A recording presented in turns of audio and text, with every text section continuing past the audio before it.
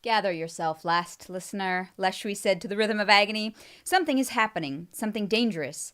I fear the war is about to take a distinctly different turn. Ooh, what's up, Internet? My name's Nerdy. And I'm Clarus. And this is the Nerdy. The Wordy. The Book Club. That's right. Welcome back for the first week of Rhythm of War. That's right. We are covering Prologue through Chapter 11 on the first of 9 splits as we divvy this book up into more splits than we've ever divvied up any book, because look at the size of this thing. It's literally like the width of my forearm. Yeah. And I'm not a small person. Yeah, It's 2 Clarus forearms. It's my bicep, I think. You know what I mean? Like, I think that it is literally like the width of my bicep. Yeah. This thing's crazy. Welcome in, everybody. This is a podcast where we're going to talk for probably too long about a book that we have not read all of. So if you're going to come into the comments and be like, I don't understand why you don't just wait to find out what happens before you talk about it, go watch a show where they read the whole book and then talk about it. Yeah. That's not what we do here. No. We're very special boys. Okay. Very unique podcast. I got a few people who joined before the show started. Adenu191, welcome to the Nerds Radiant. Hell yeah. And Horho, I don't know, but you are also a member of the Nerds Radiant. Let me know how to pronounce your name. Welcome on in. Yeah. How we doing, chat? What's up? God, this thing is so big. Happy freaking book club. Some of you are here early. Can I put this on the shelf or will it fall? No, it'll be fine, I think. Yeah.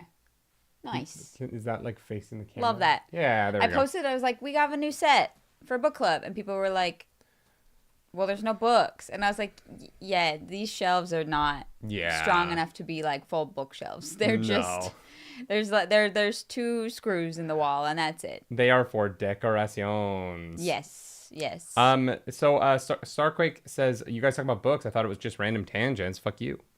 Well, that too. You know, we like to do a variety of things to keep people interested, right? Yeah, Clarus. For people who are wondering, as you're joining the members, I am working on getting the audiobook reactions on that channel. Bear with me. I'm so sorry. If you want the old ones, you are still going to have to go back to Nerdy Nightly for a little bit here. Yeah. But I promise by the end of June, I will have all of it done.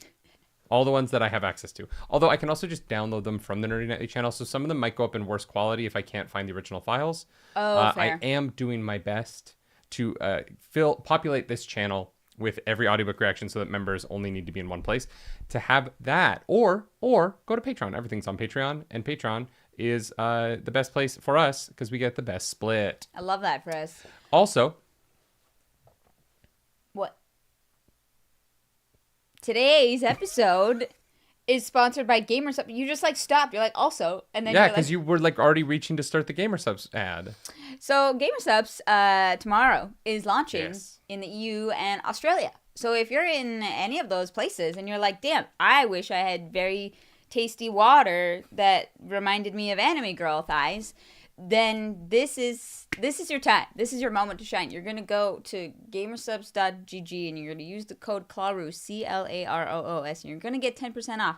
But that launches tomorrow, so you're going to have to like wait a moment.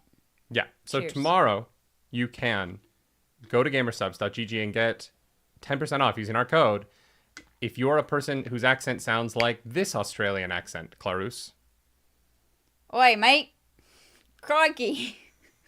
Or if you're from Britain and you have this accent. Dobby has a sock. Dobby is free. Or if you're from France and you have this accent. Le poupou. Or if you're from Spain and you have this accent. I don't know. I have no idea. I hate that you did this. What does that have to do with Spain? I don't know. I'm gonna assume nothing. Well, thank you for joining us for book club today. That did not go I expected it at all. Dobby has a shark. It's like, I don't fucking know. Well, that might be my favorite thing I've ever done on this show. you're welcome. Yeah. Anyways, that was fun. Go get some gamer subs. Oh my god. Anyways. Yeah. Wow. You are a professional actress, babe. Yeah, I know. Yeah. I've been paid to do that. A lot of money. Yeah. Yeah. Well, I don't know. More money for commercials than anything else. Yeah, I was like, I've never made a lot of money as an actor. Like, let's be honest, you know. Yeah, you've done well. That one commercial that just got picked up again. That was a decent. Did we ever get paid for that? Yeah. Oh, great. Yeah.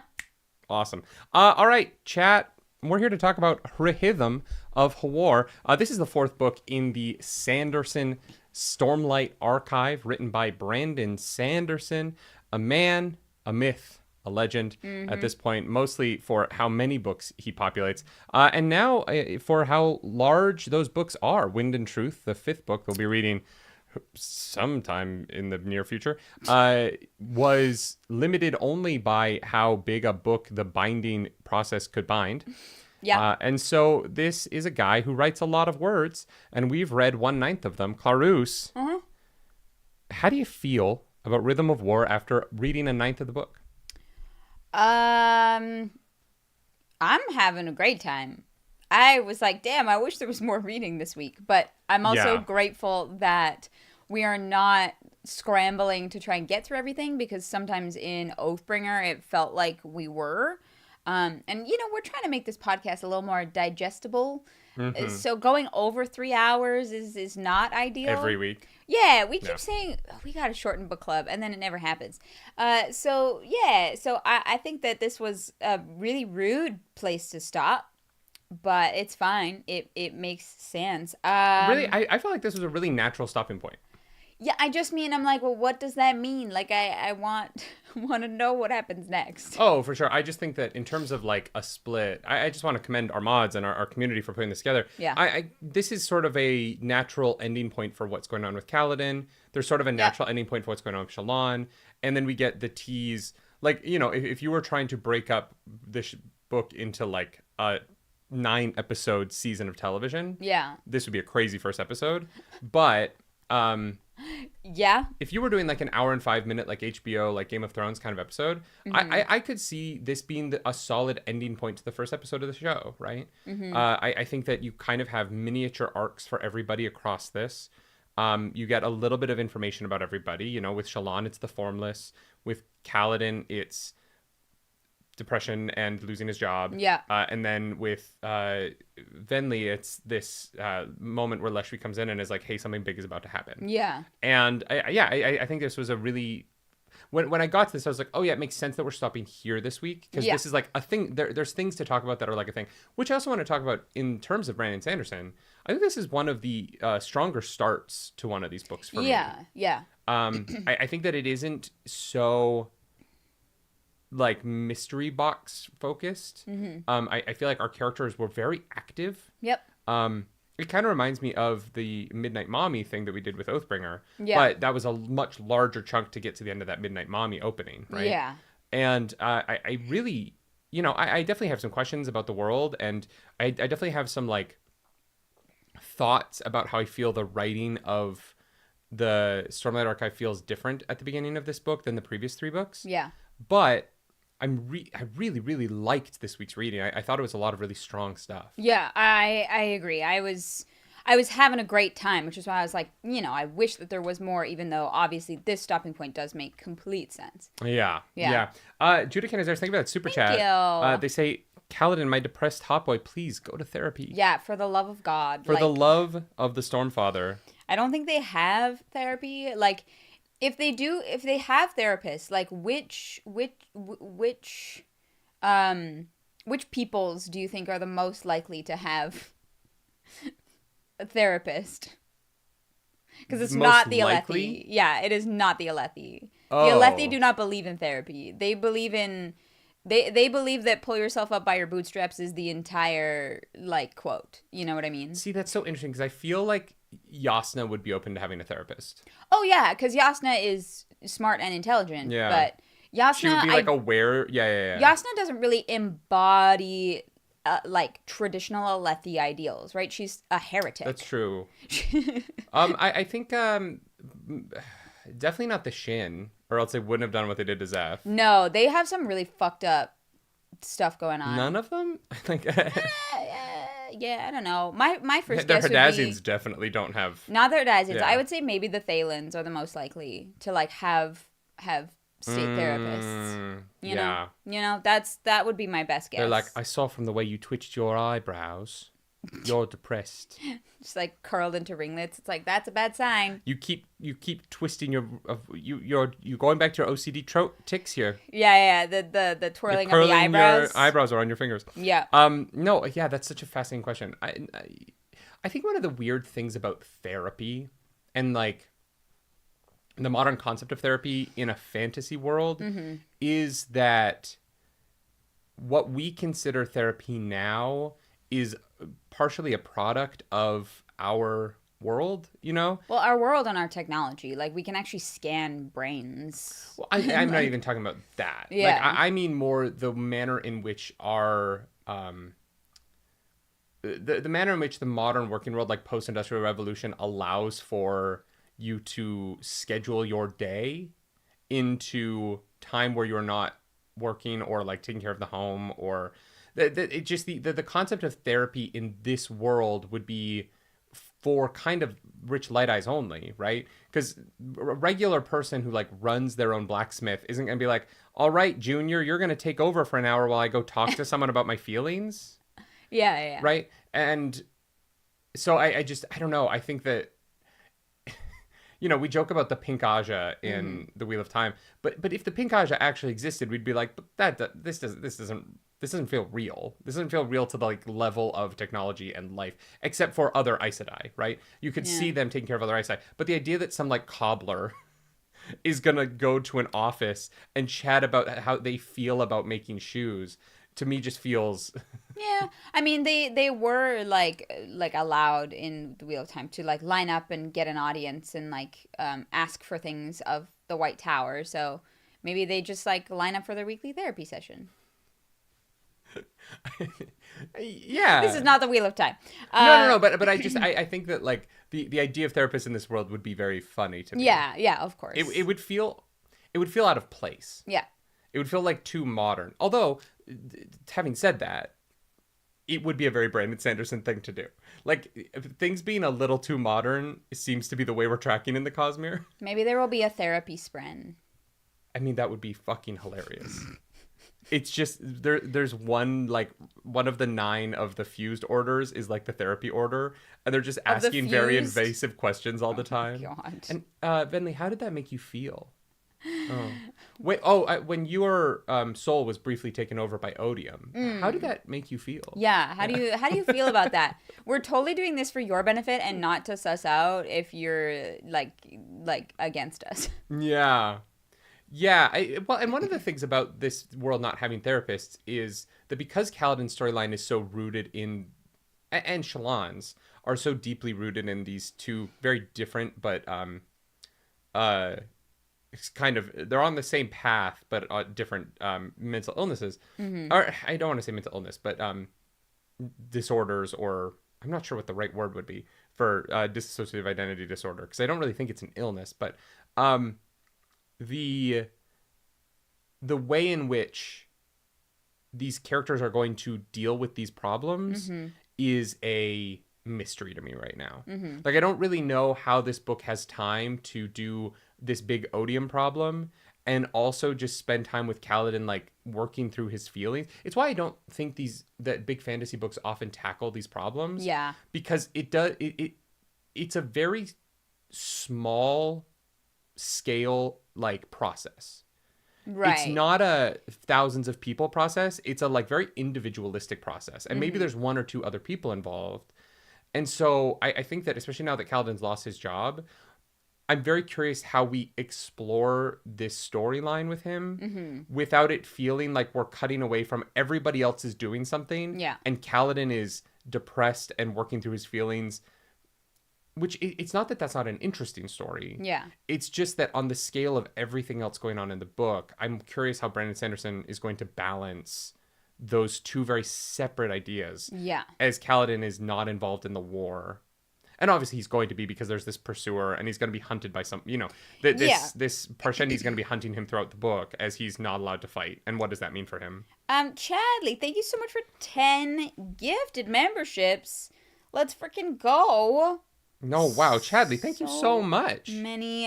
So many reactions for y'all to enjoy. And also there are emotes for members. I did upload some emotes for you to use. I think once we get a certain number of members, we unlock more emote slots. So Carrion says, I mean, in a way, aren't all the Radiant Spren therapy Spren? I really actually don't think so. I think that Syl is the opposite of a therapy Spren. Syl is actually a bad friend to have during a mental crisis, right? They don't understand because they're not a person. They have a very strict idea of what the right way to behave is, which is not beneficial to someone who is struggling with being 100% in control of their own faculties, right? Yeah, she did save his life. Oh, and I'm not saying that she's a bad person. Yeah. I'm just saying that she's not beneficial for therapy because her worldview is very strict. And one of the things in my experience working with my friends and being around my friends who have conditions that, I have some bipolar friends, and one of the things that I know about my interactions with them is that I have to be flexible because they can't be, right? They're not always in control of the decision making with how they're going to respond to situations. Yeah. And so the onus is a bit on me, and I take that as their friend. Yeah. Knowing that if they overreact to something, or if they do have a reaction that I feel like is an overreaction, there is a good chance they're going to apologize for it in 10 minutes. Yeah. And they're going to know. Yeah. And I need to not fuel that fire. Yeah. And with someone like Syl, who is by the nature of her sort of existence, has this very black and white worldview, that flexibility, I mean, she's shown to not have that flexibility, right? It's tough. She pushes back on Kaladin and is like, well, no, there is a right way to do things. And that can be a real struggle when you are in the process of trying to work through what your own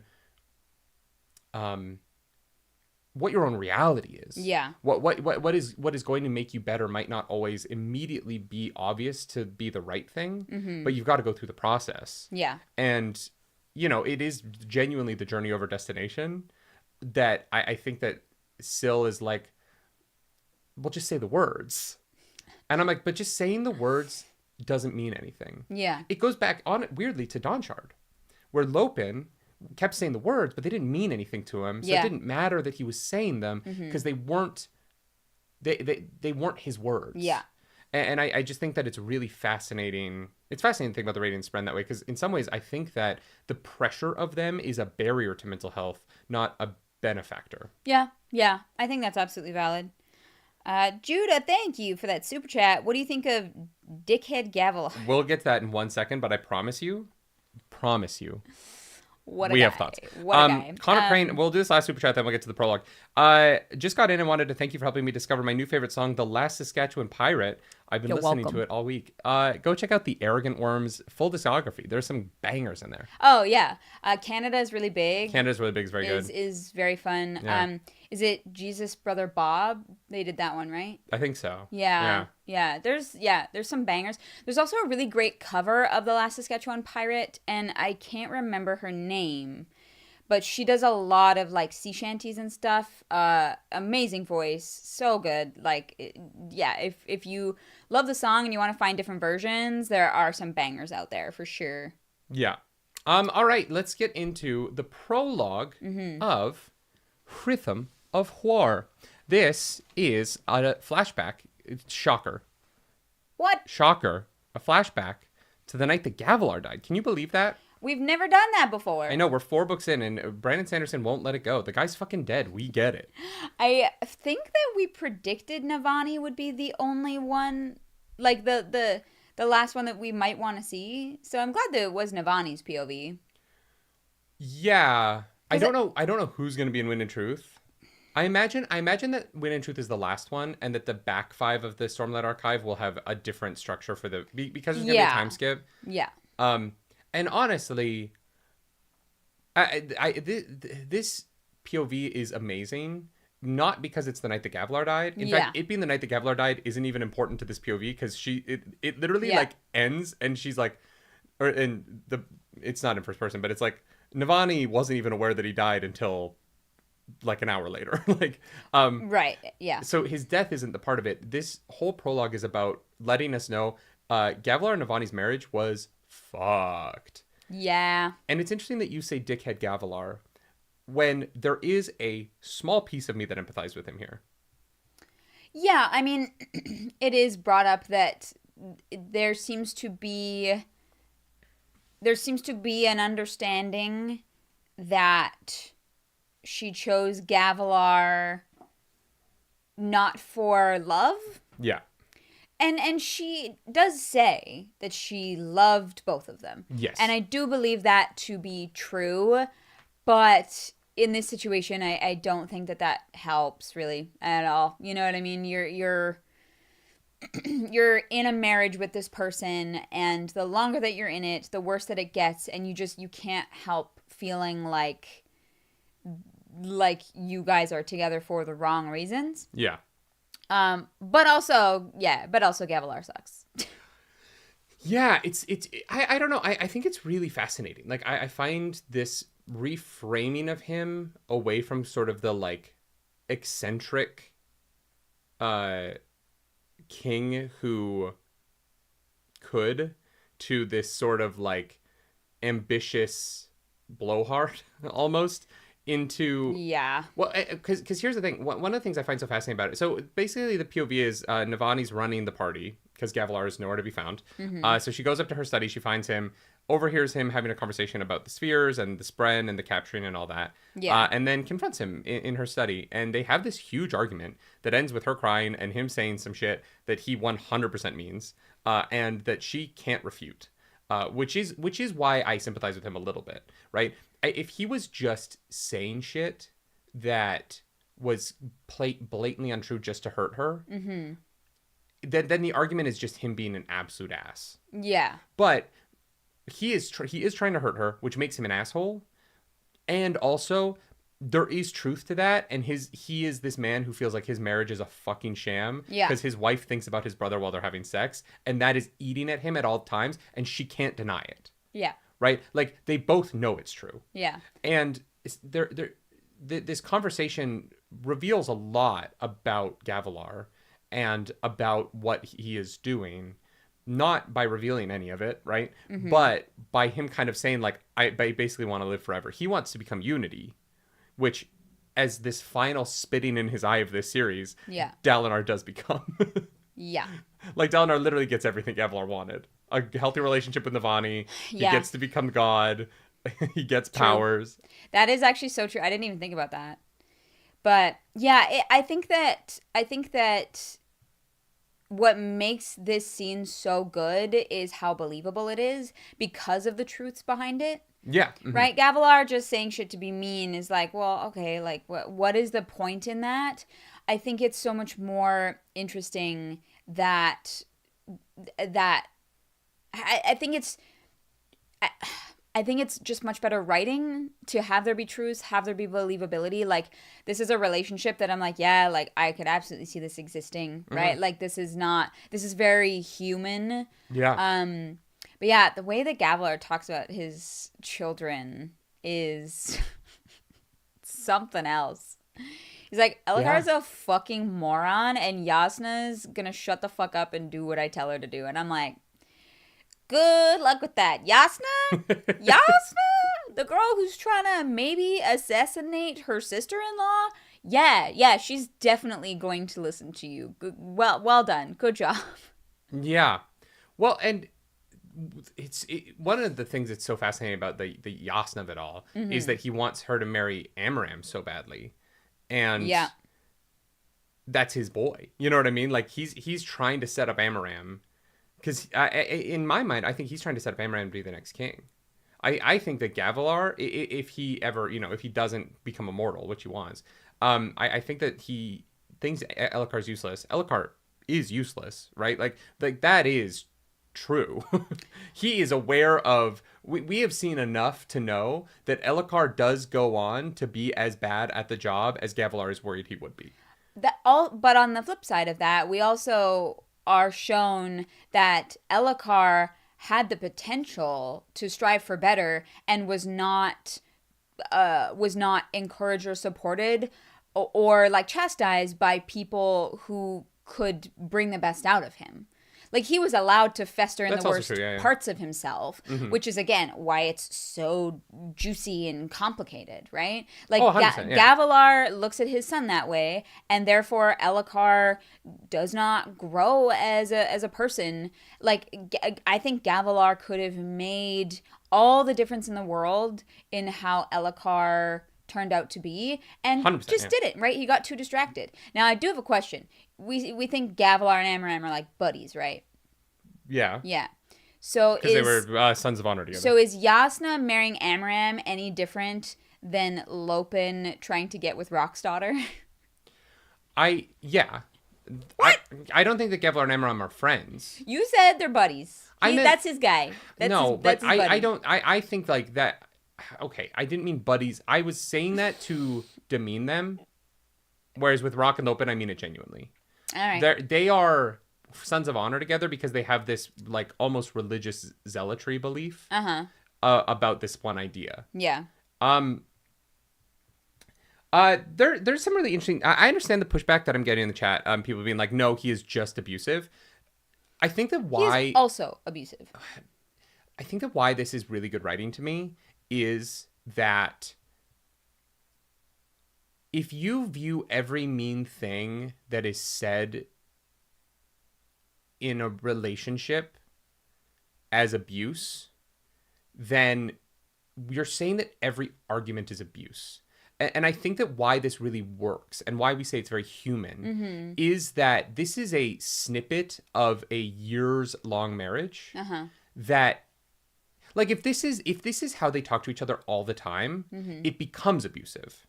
But, well, it's very clear that Navani's like, this is what our marriage is. Sure. And there's elements of it that are definitely abusive.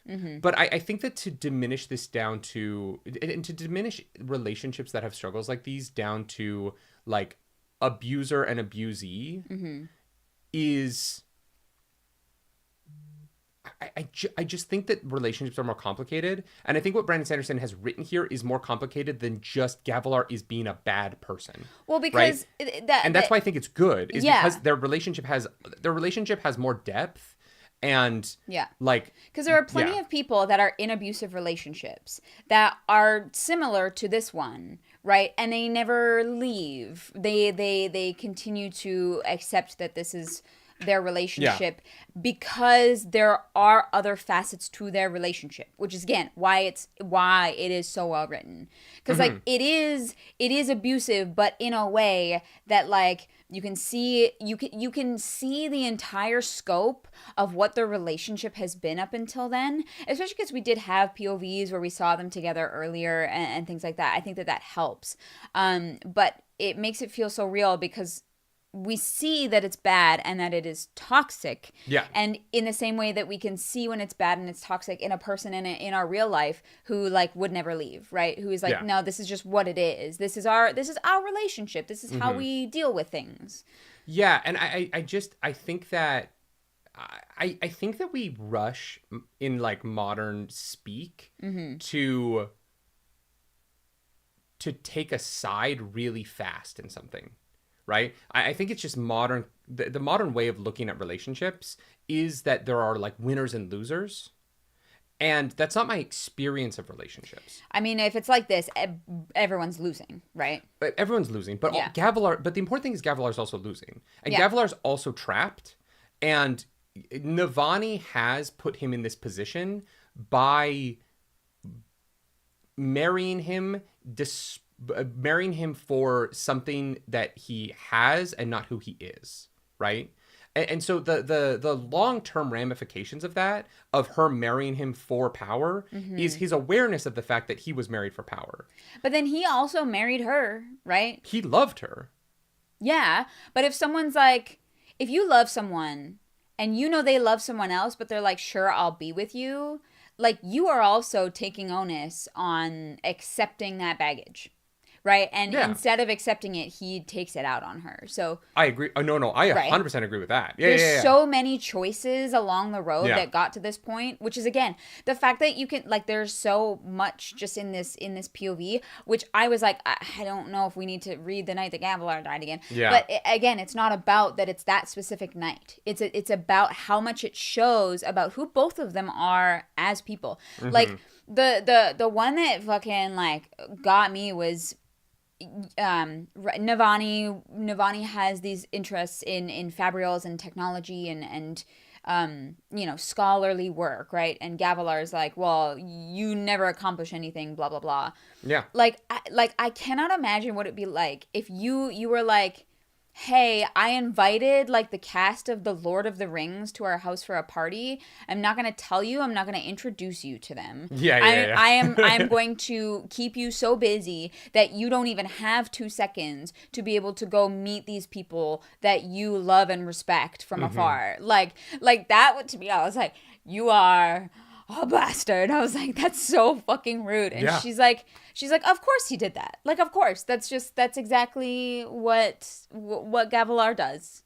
Yeah, I just think that the what I think is so good about Brandon Sanderson's writing of this conversation, and why this is my favorite chapter of the week, right? I think that it is the most, honestly, it's one of the most emotionally adult pieces of writing Brandon Sanderson has written to this point, in my opinion. Yeah. It is one of those pieces of writing that,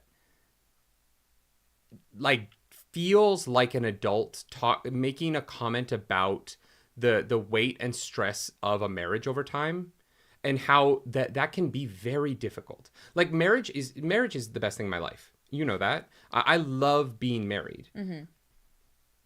But I also know a lot of people for whom the way in which they approach their marriage deteriorates both members of that party over time. And the only reason I'm saying this, I'm not trying to defend Gavilar here and say that, like, his actions here are good. They're not. They're awful. Yeah. He behaves awfully here. Yeah. I only want to compliment Brandon Sanderson's writing of it because the scene within this one conversation, without giving us any of the conversations before, really filled in why it deteriorated to this. Yeah. Because Gavilar wasn't this guy when they got married. Right? He didn't appear to be, because we do have perspective of flashbacks, right? Where we have seen him be different people throughout his life. And I agree. I think that it has, like, the fact that he was able to convey so much information in this tiny section of a character and who they used to be and what they became and how is brilliant. Like, this prologue is such a banger. Yeah. No, it really is. And I think, like, you know, I think that Brandon really managed to convey, like, the titanic shift of the relationship over time and how we got here without having to show me how we got here. And I think that that's really, it's really great writing. Yeah.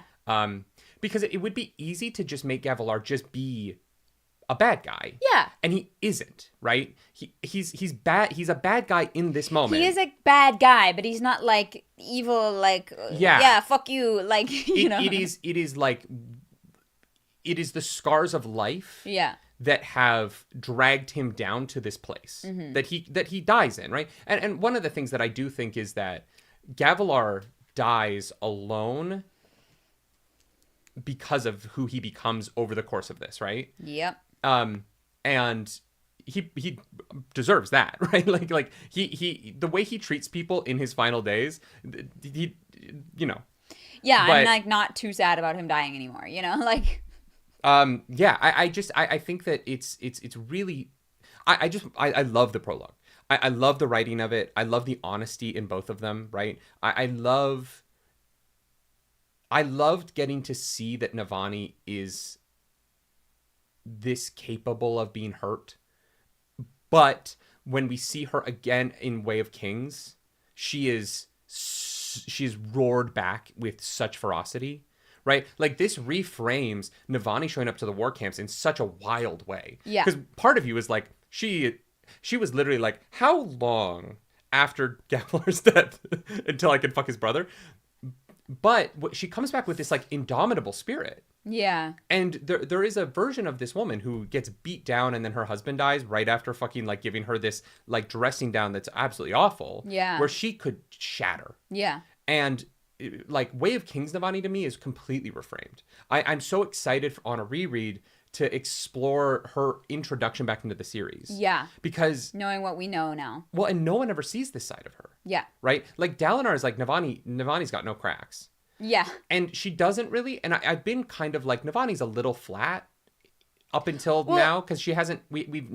We've only seen how people view her. Yeah. And it just... it also reframes her internal monologues of being Yeah. like, I'm not really a scholar. I'm just fund the money, right? Yeah, this isn't Yeah. really my discovery. Mhm. I'm excited to be a part of this, but it's not like it's not my thing. Like, this like constant second guessing, seeing where that comes from now is so sad, honestly. It's tragic. Yeah. Yeah. Jenna Coleman says, unfortunately, Jenna Coleman, thank you for that super you. chat. Unfortunately, it is far more common for abuse to be mutual. Luckily, the solution is the same regardless. Get out, get space, and get therapy. Yeah. And I think that I think that people often frame mutual abuse as how we do things in a way that's like, oh yeah, we just abuse one another. I abuse him and he abuses me, and that's just marriage. And it's like, no, that's not. No. Anytime a couple tells me they like fighting, I get real, like, a little uncomfy. you like making each other cry? All right. I Couldn't be me. Yeah. I apologize to you so profusely so often, just because. For things that are not your fault, like. No, but also sometimes because just because my tone was wrong.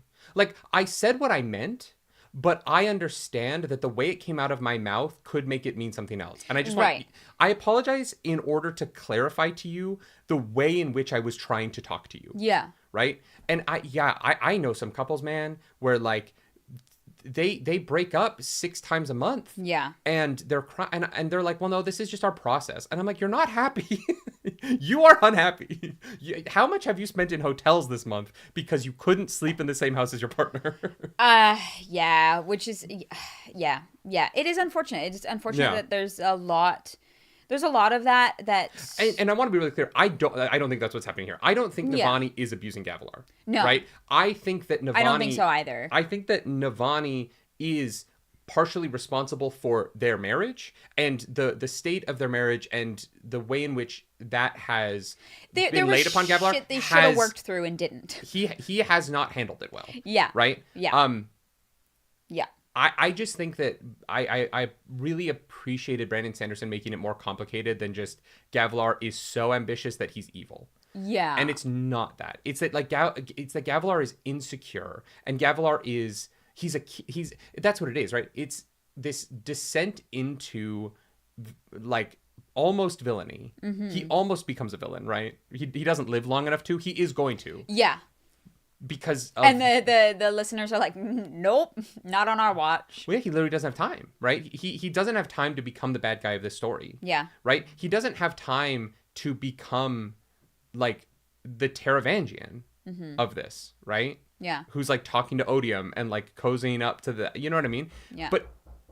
But he would have. Yeah. He absolutely would have been the Taravangian of this story. Yeah. If Taravangian becomes the villain. I don't know what the fuck's going on with Taravangian. But you know what I mean? He doesn't live long enough to become that, but he is going to become that because he's so insecure. Yeah. I'm going to go get that. You talk to Jack. They're probably already... Yeah. Sorry, someone knocked at the door. I have no idea what's going on. That's the thing now, is that our new set is upstairs and we can actually hear things that are going on. But yeah, I know. I think I really think that this prologue is brilliant. It's so well written, and it provides so much context to 2 characters in the span of a few pages that I was not expecting at all. Yeah, and it just treats their emotional life like they are adults. Like, they're mature adults who have been through something. Yes. I thought it was incredibly well written. Yeah. And you know, now, like, I'm like, meh. I'm not sad about Gavilar. Oh no. But I love Navani more, right? Yeah. Not because, and I don't want people to think that I love her more because she's pitiable, which No. I think that sometimes people do tend to lean towards female characters with that. I love her more because of how she responded. Yeah, because of how she comes back and presents herself. And now she's like running the global science. Like, she was torn apart by her husband, saying like, you've never accomplished anything, you've never done, you are worthless. Yeah. And he dies, and she mourns him in her way, and then goes and runs the Global Science Federation. Yes. You know what I mean? Like, she's like, fuck you. And also writes his history how he would have wanted, which is... Whether or not that should have happened is, I think, I don't know. I don't know what the answer is. But, like, your husband died. Like, it's not like there was no love there and you gave him his kind of dying wish. And I think that there is a respect there that I have for Navani, knowing how she saw Gavilar and how Gavilar treated her and how she still decided to frame him in history, right? And to her children. Yeah. Mm-hmm. Right? Like, which again is the right thing to do. He's dead. It means nothing to him. I know. Yeah. But fucking what does it accomplish to have Alethkar fall apart? You know what I mean? Yeah. Because there's that weird element too, right? Alethkar post Gavilar's death could have become a civil war. Mm-hmm. Right? Navani, it's not even really a kindness to Gavilar. Navani had to portray him that way so that Elhokar could take the crown peacefully. Uh-huh. Because the other version of it is Navani comes out and is like, nah, he was the fucking worst. Yeah, she becomes petty and she doesn't think things through, and I would understand that 100%. Decision. Yeah. For sure. And I'd support it. Yeah. But also it would be a detriment to the other people in her life that she loves. Yeah. Right? No, 100%. Yeah. No, 100%. Incredible prologue. Yeah. I loved the moment at the end where she's talking about how she finds Yasna crying in the corner. And she's not crying. She's just very stoic. And I loved the notion at the end of this prologue of the kingdom found her stoicism inspiring. Yeah. Because that's the thing that makes me love her, is that stoicism that becomes the Navani that we meet in Way of Kings. Yeah. And the way she responds to all of the awful ways that Gavilar... Because here's the thing about like really close relationships. They're the only people who can hurt you that deeply. Yeah. Gavilar's the only person who could have known her well enough to hit that close to home. Yeah. Right? And she responds by the point where we read that prologue, Navani has already in these books responded to every single one of his points. Yeah. And she's beaten him at every single one. And even though she still won't take credit for her accomplishments, we know as the readers that she has beaten him at every single point that he made. Yeah. And I love that for her. I think that writing this level of emotionally mature marriage difficulty into a fantasy series like this is so cool. It's so well done, and I just think that I give Brandon all the credit for this. It was a incredible chapter. Yeah. A chapter I'm like, didn't know I needed that, right? Yeah. I didn't know that I needed Navani reframed because I didn't think she's just sort of like the 90th most important character at times, right? Yeah. And because it's all of Bridge 4 and then everybody else.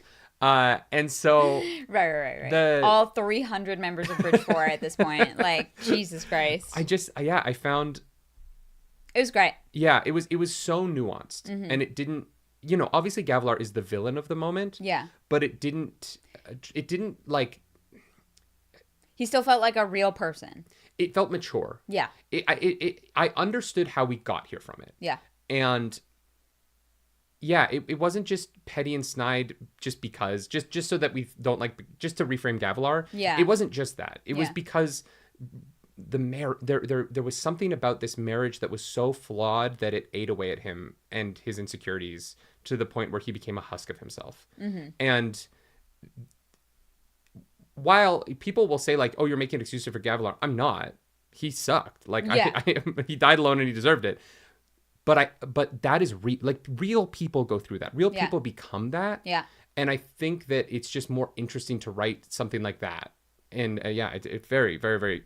I was shocked at how much I loved the prologue and how much I was thinking about it after I put the book down. Yeah. Yeah. Yeah.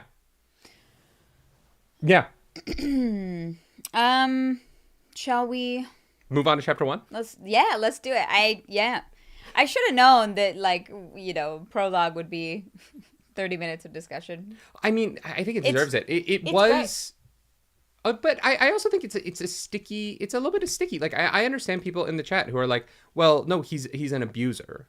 And yeah, I do understand that, and I understand our like desire to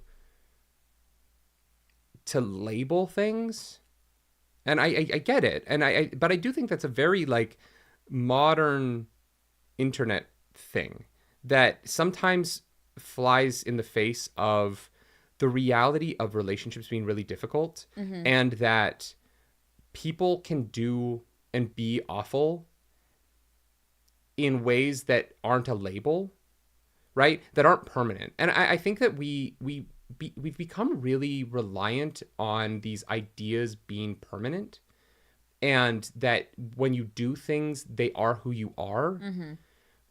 And I think that actually flies in the face of the Stormlight Archive. You know what I mean? Like, and that's not me making excuses for what Gavilar's doing here. What he's doing is wrong, right? It's bad. I just don't think that is... I don't think we should define people in that way.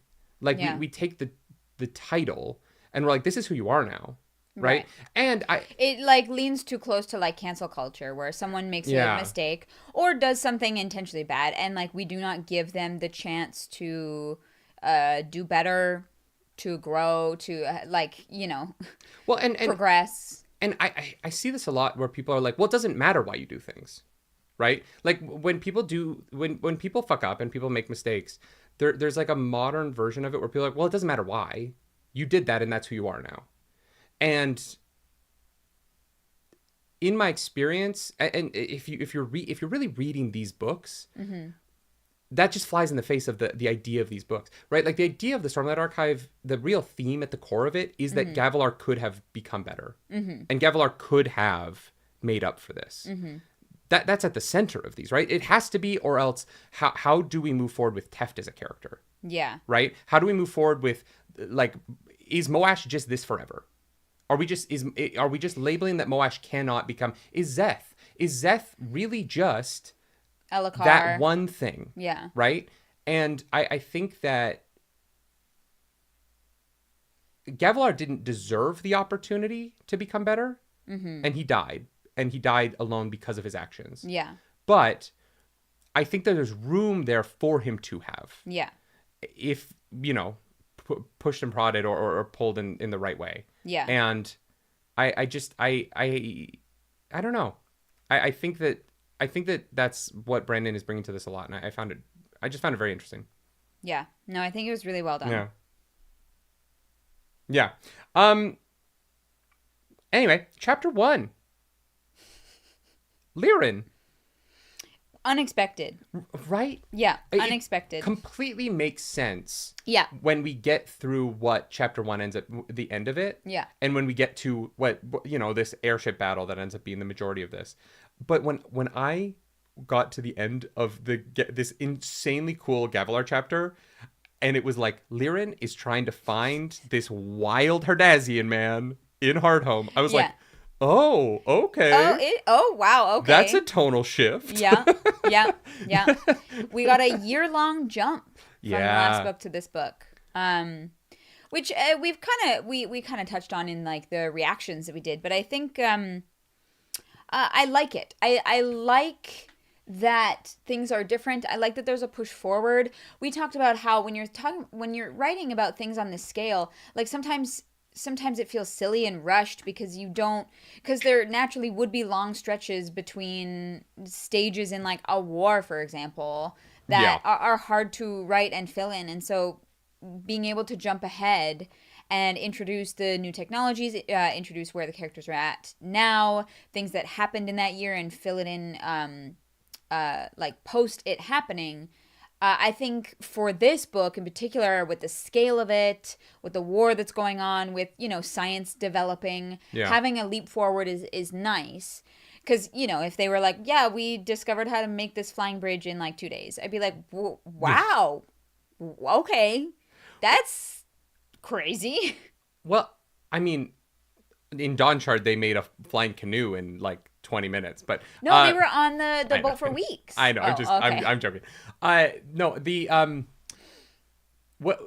year-long time jump to me was really nice for a number of reasons, but one of them is what you're saying there. If you really think about war, right? Wars are either very, very, very short or they're long. There's very few that are like 6 months. Or I guess that would be really, really short. But you know what I mean? Probably. Like, even with our modern technology, right? The Americans went to Afghanistan and then were there for like 20 years. Yeah. Because it's not, you can't just technologically advance yourself into victory. You can a little bit, depending on, at the time period. But war is just one of those things where things move slowly. Decisions take time. Responding takes time. Moving people takes time. And in this world, moving people is really reliant on either on Radiance, because your general infantry can't fight the bad guys. Right? Yep. Like you do have this weird problem where the fused are immortal and all have superpowers, and they can and like the Heavenly Ones, a regular infantry army against the fused are literally useless. A waste. Right? And so you have this problem of like, you have to kind of have Radiance protecting all sides. And the way in which that slows combat down into picking your battles and into trying to kind of maneuver into sort of, disrupting supply lines. Although, how do you disrupt supply lines when people can fly grain, right? When people can soul cast rocks into food. I don't think the Parshendi can. Oh, probably not. I don't know. I feel like because of the way this book opens, the year-long time skip was great because it felt like we were dropped back in when the story started moving again. Yeah. And we didn't, and obviously like all of these plot lines are immediately moving, right? Yes. Yes. But also like filling us in on the things that happened in the last year in a way that's not like, and then this happened and then this happened, right? Like they're brought up when things in the moment that are relevant to those things are happening. So yeah. We've got Lirin, who's basically so Herdaz has been pretty much overtaken. By it's fallen. By the singers. Not pretty much. It has completely fallen at this point. So their general, what's his name? The Mink. The Mink. I was like, the mole? That's not it. Has showed up in Hearthstone and Hardhome? No, Hardhome is from Game of Thrones. Is it Hearthstone? Hearthstone, isn't it? Sure. Is it not? Whatever you say it is. I don't know. I can't keep names right in my head. If it sounds like something else, I'll just think it's something else. Hardhome is the Game of Thrones episode when all the zombies where the zombies show. rise. Yeah. Spoilers. That show is old now. I'm so sorry. Hearthstone. Yeah. Oh no, right, because it's the Blizzard game. Yeah. There's a Blizzard, like, it's a card game like Marvel Snap. Oh. It's called Hearthstone. Okay, sure. Very popular.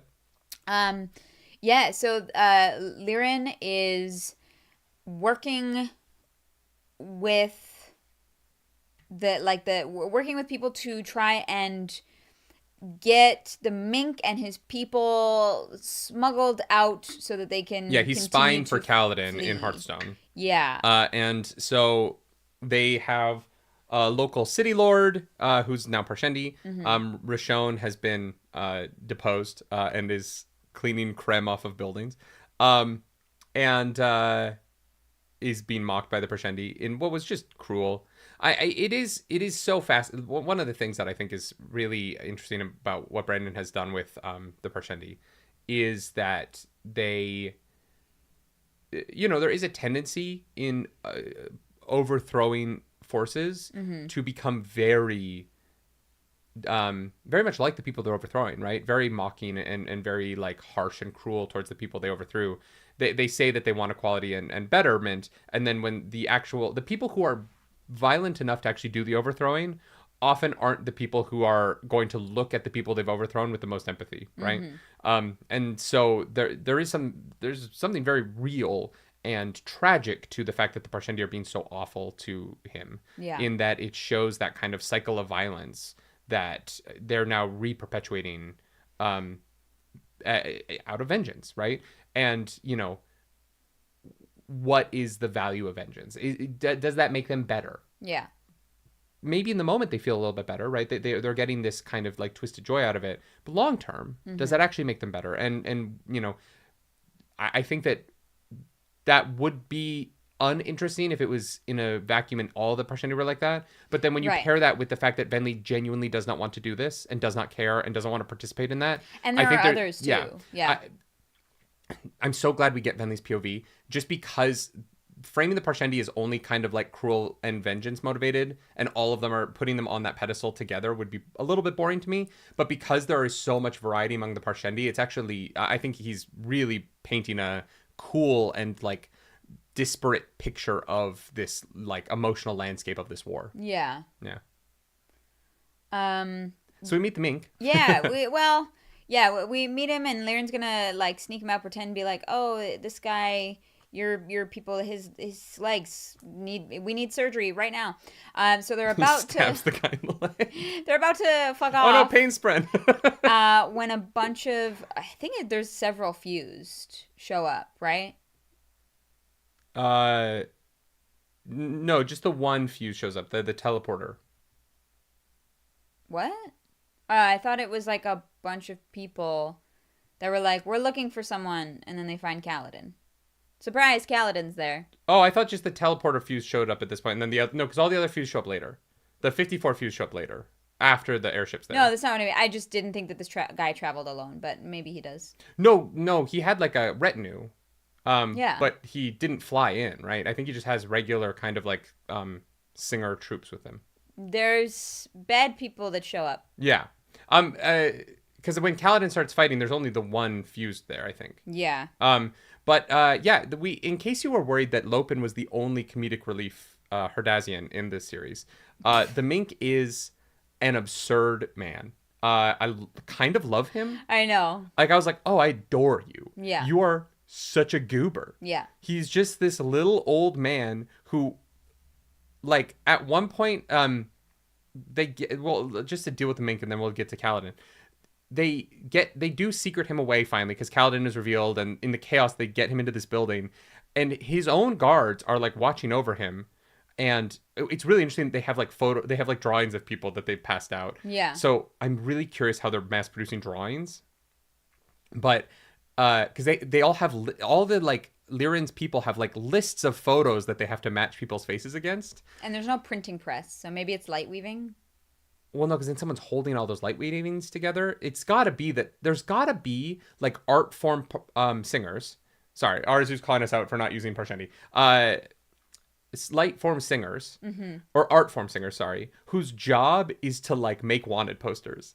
And I want a scene in the wanted poster factory. I just want one scene that takes place in the singer wanted poster factory, where there's like a table of singers who are all sitting there in art form, and there's like one drawing of the Mink. And there's like 5 people at this table just mass producing like recreations of that one drawing over and over and over again. Yeah, it's good practice. Because it sounds like they have multiple copies of this at this camp, right? And so somebody is drawing all of this shit. Yeah, that is true. And so they get them into this room, and then he builds a like mannequin with nobody knowing, and finds a secret tunnel. Yeah. And sneaks out of the room. And I was like, this guy is hilarious. Yeah. His guards are like, yeah, he does this all the time. He likes to just like test us and be like, yeah, I can sneak off whenever I need to. We never fucking know. It's fine. We'll find him eventually. He'll show up. Don't worry about it. Kaladin's like, what the fuck? Like, I love him. Yeah. He's so funny. And then he just shows up on the ship later. And they're like, hey, man, don't touch our... Like, he's, like, at the map table. I am half convinced he's, like, an edge dancer or some shit. Like, he sneaks up on, like, 5 Radiants and Navani. Yeah. On, like, the deck of the ship. It's just great. Blue. Thank you so much Blue. for 10 gifted memberships. Thank you. That is very kind of you. Hell yeah. Thank you so much. Brian Evans says Peter Dinklage as the mink. Yeah, I could see it. He's able to play that, like, that comedic aspect. Yeah. That would be very funny. Yeah. Yeah, I love him. I'm a big fan of the mink. I was sad that he kind of disappeared for the rest of the reading. I kept waiting for him to, like, crack jokes to Dalinar while he was being a beacon. Mm-hmm. But no, a cool introduction to his character. I don't really know what his part is going to be in this. Yeah. But I loved his introduction to the book. Yeah.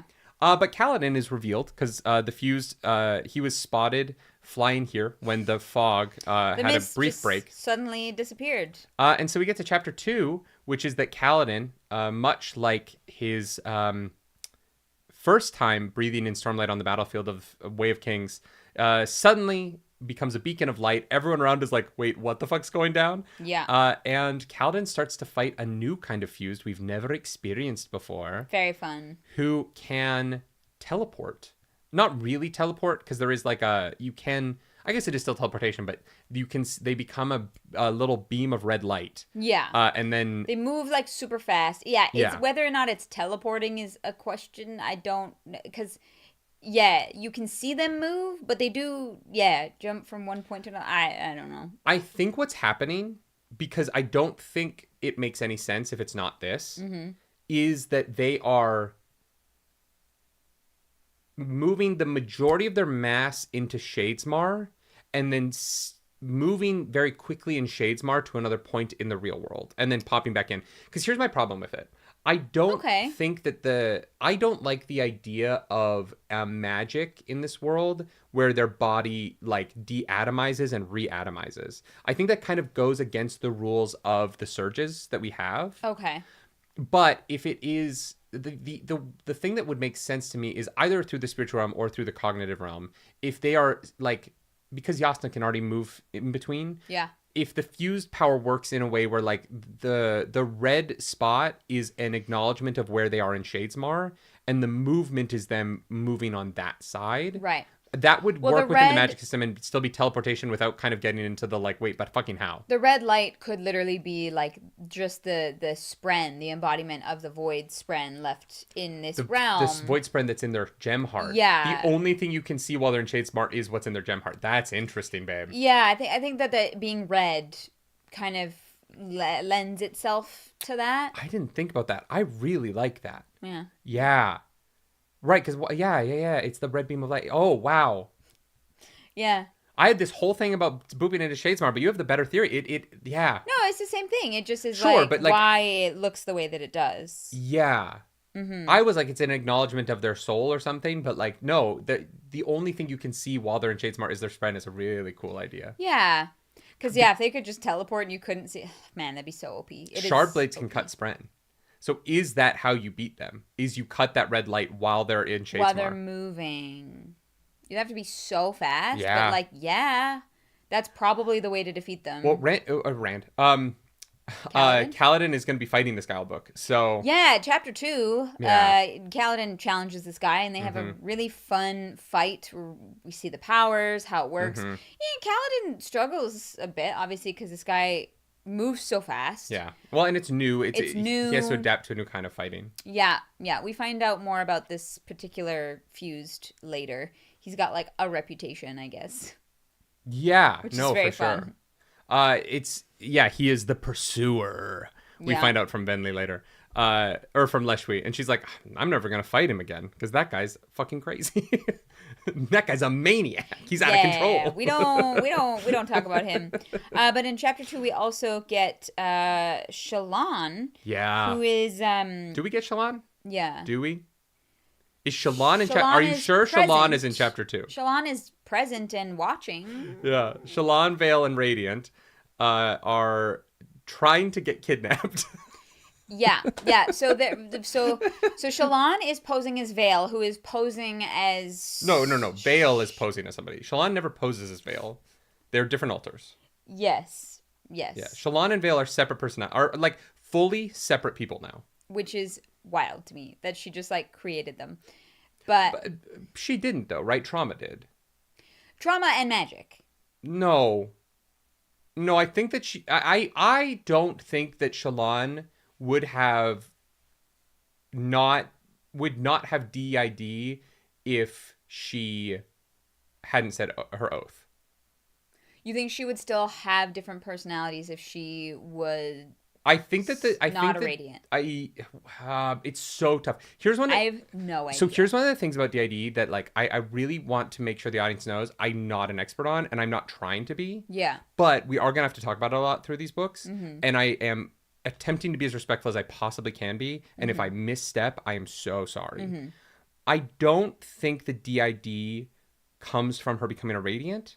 I think that the trauma was... I think that she is the kind of person who would have developed DID from her trauma regardless of the radiance of it all. Yeah, maybe. I don't think she has magic...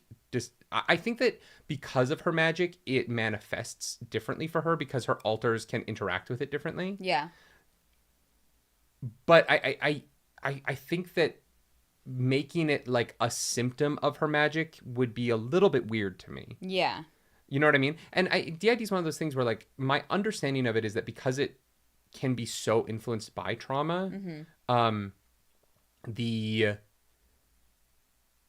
there are people who respond to trauma by developing DID. Yeah. Not everyone does. And so it's one of those things like we don't really understand it yet. Yeah. But I think that Shallan would have been predisposed to it regardless of her meeting pattern. Yeah. Okay. Interesting. Right? Or else all people who have her power set would have DID, which isn't established. Gaz doesn't have multiple personalities. You know what I mean? Like. Right. Well, yeah. One thing I don't want this series to do, and one thing I'm hoping we're not going down the road of, is that the way in which Brandon Sanderson is approaching mental health is that they are tied into the magic system. Yeah. A person with DID having magic powers is very different to me than a person having magic powers that cause them to have DID. Right. Or Kaladin having depression because of his power, because of like his oaths. Like that to me is just I would rather he's a person who is both a windrunner and has magic powers and also is struggling with depression. Yeah, which I think is a more clear distinction than Shallan, just because it seems as though perhaps her powers just kind of amplify. Yeah. Yeah. Yeah. I don't know. Basically what I'm saying is I don't know. And if you are someone who has the ID, I 100% am on your side, and I don't want to make you uncomfortable. It is a condition that in my lifetime, the way we talk about it has changed so many times that I'm not even really sure what the current right way to talk about it is. Right. And I want to be careful about that because I want to talk about Shallan a lot. Yeah. Because she is one of the main characters of this book and also has taken this massive step back in my opinion. Yeah. But at the same, we'll get to that. But at the same time, it's a tough one, and I just want to make sure like we're talking about we're doing our best. Yeah, if we say anything that's like incorrect, it's just out of ignorance. It's that we don't know. We are not experts on this. Mm-hmm. Yeah. Victor Desana says radiants are predisposed to mental troubles, but it's certainly not a requirement. What is needed is a road to self-improvement. One of the things that I think is weird about the DID of it all, though, is I don't think that like DID is something that you self-improve out of, right? I don't think that. I think that like if you have it, my understanding is you just have it. That's just who you are. Yeah, and like, you learn how to function. I don't know that you like. I don't even want to say heal it, but I don't think it's something that you like. And maybe you do. Like maybe people eventually merge their alters back into like one kind of personality over time, and maybe that's possible. I'm not an expert. Yeah. And so it's weird because like I want Kaladin's depression to get better, right? Because he's struggling. Yeah. I don't know that I want Shallan's DID to get better. You know what I mean? Like it's a different thing where like if she's happy and their system works, it doesn't need to change. Well, I mean, it's definitely not getting better because she has another Formless? formless personality that is like being created. Yeah. And also on Shallan, we're not here yet, but Shallan has things in her past that we still don't know about. And I'm like, what the fuck else happened? Well, and this is why I think she took a step back. I think there's another memory is really weak. Mm-hmm. It's kind of the only thing about Rhythm of War I don't like so far. Mm-hmm. I don't mind Shallan struggling with something. I think it being that she still isn't remembering something. I'm like, we did 3 books of this, and we did a big moment. We did the big like I remember. Yeah, and it was a great moment. And so then to start the next book with, but you got to remember, Shallan. She's like, I can't remember, and I'm like, I'm a little confused. What with could that. be worse than the memory that we remember now? Unless she like forgot again, like she remembered and was like, nope, and then I don't know. I'm a little confused on that. It does feel like this book starts by being like the war has moved forward, but we're actually just going to repeat a bunch of things that we've already done. Yeah. And I don't mind them because like depression isn't something that you get out of, you know what I mean, easily. Yeah. With Kaladin, but her being like, there's another worse thing I've done that if Adolin finds out about, and I'm like, we've done this, and the thing that you did that was so bad wasn't that bad. So maybe this one will actually be bad. It's pretty traumatic. Traumatic, yes. But I killed my mom while she was trying to choke the life out of me.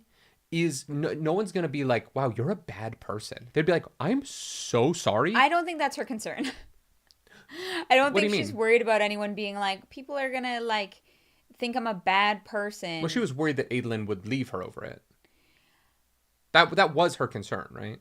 Yeah, but Adolin also murdered Sadeas, so... Oh, 100%. I think they're fine. Adolin murdered Sadeas with far less justification than Shallan had. She was a child. Yeah. And her mom was actively trying to squeeze the life out of her body. Yeah. You know what I mean? Like, I don't blame her at all. Yeah. Yeah, the Shallan of it all is complicated, but in chapter 2... Yeah, 2, we have Vale, who's disguised as someone who's trying to get kidnapped. Yeah. By the Sons of Honor. She's so disappointed she hasn't been kidnapped yet. I know. She's like, it's been way too long. This is taking too long. Yeah. I'm hot. Mm-hmm. I'm a great merchant. How do I get kidnapped? Yeah. And she does. She gets drugged. Her drink gets drugged, and she gets. She's like, wait a minute. Don't heal from this, and lets herself pass out and get taken away. Yeah. Yeah. Oh, before we get to chapter 3, we do go back to Kaladin. Syl is like, you're having trouble sleeping, which is crazy because like everyone else can do it. Syl is very unhelpful sometimes. Yeah. But in a way that like I do find it endearing. You guys sleep every day. You get so much practice. And I was like, fuck you, Syl. This was the most angry I've ever been at Syl because, like, fuck you. You don't understand insomnia. Yeah, you're like, I have insomnia. You don't understand. Which Kaladin's comes from nightmares, and yours don't because you don't ever remember any of your dreams. So. I don't think I dream. I legitimately don't think I dream. Uh-huh. I just don't. If you did not dream, you'd probably be dead by now. Why? Because dreaming, like your brain literally dreams when you're in like your deep REM cycle, and if you're not in your deep REM cycle, if you can't sleep fully, like you will die. You need sleep. I don't think that's true. And therefore you need to dream. I think that it is a symptom of my autism that my brain just turns off. I do. I genuinely believe. Nope. Autistic people dream. Some do, but do all of them? We don't know that. I'm saying that I think that almost everyone on the planet dreams because if you don't, it is detrimental to your health. Whether or not you remember your dreams is a whole other thing. I don't think that you know this. You're not a sleep scientist. You being so adamant that not dreaming would kill you does not give me faith that you're right. All right, chat. Like, cite the study. The study? Well, you know I don't have that memorized. I think you're just spreading misinformation on the internet right now. What do we think, chat? Am I wrong?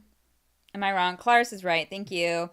Chris, thank you for that super chat. Now, oh wow, nerdy, I don't think I dream either. Thank you, Chris. People dream. Thank you, Chris. You do not necessarily remember your dreams, all right?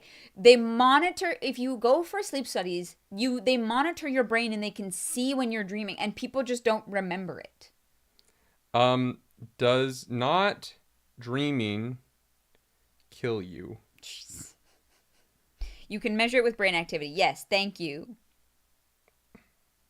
Oh, wow. What? What? Am I right? No, you're not. I don't know about that. Oh, no, wait. No, wait.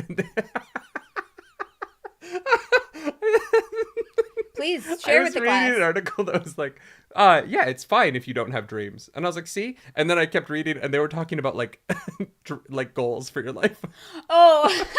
Like, yeah, people can live without dreams. You don't need aspirations, actually. You can survive without aspirations. That is very funny. No, humans can technically survive without dreaming. I don't know about that. Yeah. Evidence that non-dreamers do dream. Yeah. Yeah, REM cycle is needed for life. Yeah. But there is no proof that it would kill you. I think the problem is that it's so hard to find people who don't have dreams. If you cannot enter REM sleep, it will kill you. You do need REM sleep, which is when you dream. But just because it's when you dream doesn't mean that you are dreaming. Oh my god, I'm going to lose my mind. It was probably the wrong Google question. Yeah. Yeah. I mean, Luffy would say that if you don't have a dream, you are already dead. So. Sure. Whatever Luffy says. Foxtrot, functionally, it is the same if you can't remember your dream or you don't dream. I'm just saying that, like, what dreaming is, you can see it in, like, sleep studies as brain activity, as it lighting up, whatever the heck. This is driving me crazy. Apparently, most autistic people autistic people are supposed to have more realistic dreams than the average person. Oh. And I don't get that. Here's the thing. I'm not bragging. This isn't something I think is cool. I would fucking love to dream. It sounds rad. No, it's not great. It sounds so... You get to experience crazy worlds. I have to, like, come up with them myself when I'm awake. And that takes time. You get to spend your 8 hours. When I go to bed, I close my eyes, I roll around for 2 hours, and then at some point I am awake again, and nothing has happened in between. It sounds... That's how sleep is, like, most nights. That sounds... But, like, some people are like, I relived an entire vacation I went on in my dreams last night. And I'm like, that sounds so cool. I wish I dreamed. Yeah, I've never had that. I wish this was an experience I had. I just don't. Like, I don't. This isn't me trying to, like, be like, I don't dream. I'm so cool. It's me being like, I don't have this experience. I can't relate to it at all. Yeah, but it's also not great because sometimes you'll wake up and you'll, like, just feel a certain way because of your dream. And you can rationalize that the way that you feel doesn't make any sense, but you still feel like shit. Oh, that's true. I don't ever wake up and I'm like, God, she cheated on me in my dreams last night or something like that. I've never had that kind of dream before, but I have, like, woken up, like, in the middle of a dream with, like, horrible anxiety or feeling ill, or, like, I have a bad day the rest of the day, or, like, something bad happened in the dream and I just, like, can't shake feeling bad.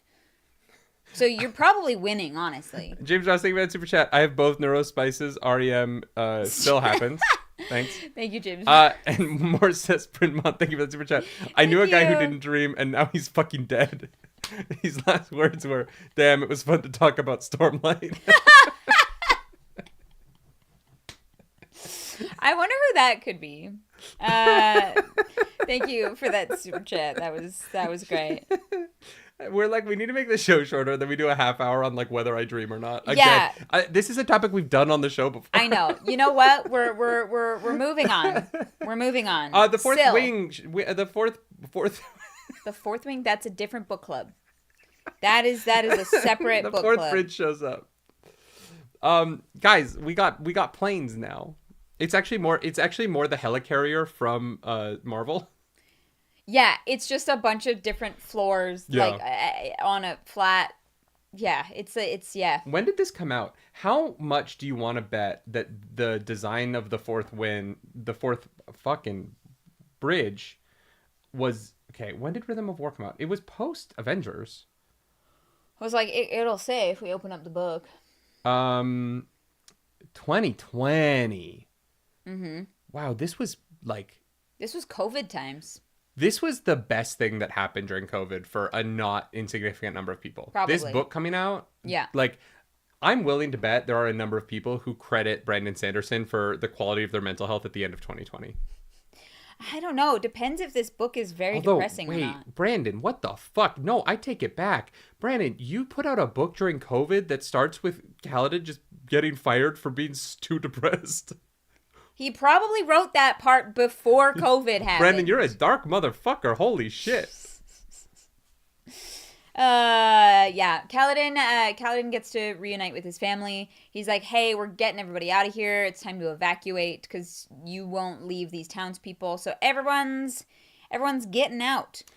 Nicholas Reed says, I think a blimp would be a closer comparison, but the blimp part is remote. No, it's not like a blimp. It is literally like the helicarrier because it has a top deck that is where they like launch the windrunners from. Yeah. It has like a bottom that like opens up when it lands, and then the gemstones that fly are like in it and off to the side a little bit. Mm-hmm. So it like the shape of it, the flight is also not like a blimp in that it doesn't technically float. Yeah. Right? Like there is no floating. It does have fans on the back that propel it forward instead of jets, but which they say are like not that effective anyway. Without Stormlight, this thing just falls. There's no sort of lift to it on its own. Hilarious that they talked about how they had to have the 4 fins on Navani's little like solo ball, like palanquin, because if there's just 2, it just keeps going up and up and up and up, and they can't. It had wings and they got the wings off because they were like, we don't understand lift yet. No, they had to add it has 4 fins now instead of 2. Right, but they were like wider wings and they shortened them in because they couldn't. Yeah. It just kept going up, and I was like, that's very funny. But yeah, we I was trying to make a joke about not understanding lift and how no one can understand her, but it's fine. Let's move on. That is fair. That is fair. Let's talk about the 4th bridge. Very fucking cool. At first I was like, oh my god, Kaladin's the main character. I get it. But then, well, no, I was like, why would Navani? But then Navani's like the bridge that saved her husband. Yeah. I was like, oh, yeah. Fuck. Yeah. Never mind. That's delicious. Yeah. That was a tasty little morsel. Yeah. And she like got their permission to have the actual bridge be a part of the ship. Like, I'm assuming they refurbished it a little bit first. Sure, yeah. There were some arrow holes in that bridge. Probably. That one was really moving, that moment. Oh, it was amazing. I loved it. I loved it. I thought it was brilliant. I really love Navani. I have a feeling this is kind of going to be a book that focuses on her a lot more, obviously with the weird span read conversation. The dumbest threat I've ever read in my life. We'll get to it. I don't know. There's magic in this world. I think I'd be a little worried. I don't care. If I was trying to threaten someone to stop doing something, I wouldn't be so fucking vague. Like, the person who is threatening Navani is an idiot. Because they think that anyone would listen to obviously. That. You think they're a spren? Absolutely. I think Navani was talking to a spren in Shadesmar. 1,000. She's like, yeah, whoever wrote this, the woman or the ardent, because it obviously can't be anybody else, it's gonna be a spren.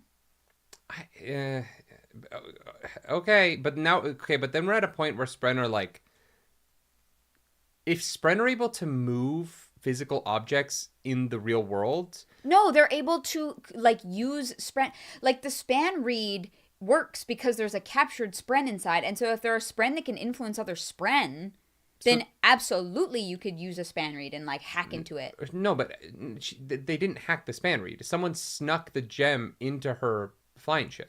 I don't know how the gem got there, but I just mean like the actual conversation. My prediction is that she was talking to a actual spren. I mean, maybe. Judah County's there. Thank you for that super chat. Malwish airship versus the 4th bridge. Who wins? Oh, the 4th bridge. 4th bridge! Let's go. They fly. Well, so does the Malwish airship, technically. Yeah, but they don't have windrunners. No, but they have Allomancers because they have to have Right. Allomancers to make the ship go. 100%. So 100%. Allomancers have to push off metal to fly, right? right. Okay, here's the reality of the two things. The Malwish airship does not have X-wings, but the fourth bridge has TIE fighters. Right. Okay, I see what you're saying. And the fourth bridge can't fly without the TIE fighters, right? And so if you had a bunch of Allomancers who had a bunch of coins, they could like fly around. it wouldn't matter that coins are doing fuck all to a radiant. Well, you could also lash the coins. Just pull them out from under them. Right, but like if you're actually going into war with these two forces, yeah, what the fuck is an Allomancer gonna do to fucking Kaladin Stormblessed? Like genuinely, what the fuck are you gonna do? Shoot coins at him? See the future. Burn ATM. Fucking going pew pew pew pew pew pew pew with your little guns. You think that's gonna help you? They don't have Adium mistings anymore. I know. Adium doesn't exist. I know. Like you're literally the Windrunners could take out fucking planes. Mm-hmm. You know what I mean? Like Windrunners could fly into a plane, destroying their body, and then reform after fucking up the engine of the plane. Yeah. If they have enough stormlight. Yeah. Like, our modern technology can't do shit to these people. What is the fuck is a Malwish airship gonna do while these people are fucking trying to swap medallions around to keep the thing in the air? I'm gonna put my money on the fourth bridge. For sure. Yeah, no, they're fucked. So it does take a lot to like move this thing, right? There is an entire team of people back home who's like moving, then turning it off, then turning the chulls around, then turning it back on, and like the poor chulls are just walking the same stretch back and forth their entire lives. Like, that sounds awful. They don't know. They don't know. Hey, as long as they're fed well. Yeah, I don't know exactly. All the cows I grew up around had a like 30-foot yard to walk around. Not 30. No, they were 30 feet, massive grazing yards, but like it's like maybe 3 acres. Like yeah, more than that. But yeah, actually they were treated pretty well. I take that back. I just mean like those chulls don't know better. Yeah, the chulls aren't yearning for the mines like the children are. Jesus Christ, guys. Tomorrow. Oh yeah, I made that on the roleplay relay channel. I'm gonna be DMing for the first time. We did a Stardew Valley D&D thing, and it's really fun. And I hope that you go watch it. Thanks. Anyways, Foxtrot says a single compounder solos 10 radiance.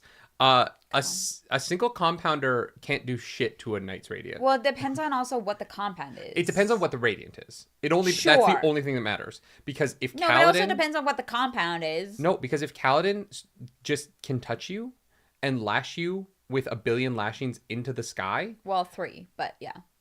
Oh, is the maximum 3? I think it's 3. You're gone. Yeah. You're gone, bud. They only ever mention triple lashings. There's no quadruple lashings. Once you are in the air, Kaladin can just take you wherever he wants because you can't fight him. Like, if you can't fly of your own volition, yeah. Once Kaladin has you lashed off of the ground, the fight is over. Mm-hmm. You're completely fucked. He's like, the idea that you would be able to control anything past that point is hilarious. Yeah. I guess the only thing is if you can control your weight.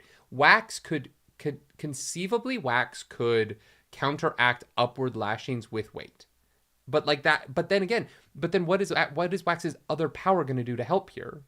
Right? Like, he can be lighter.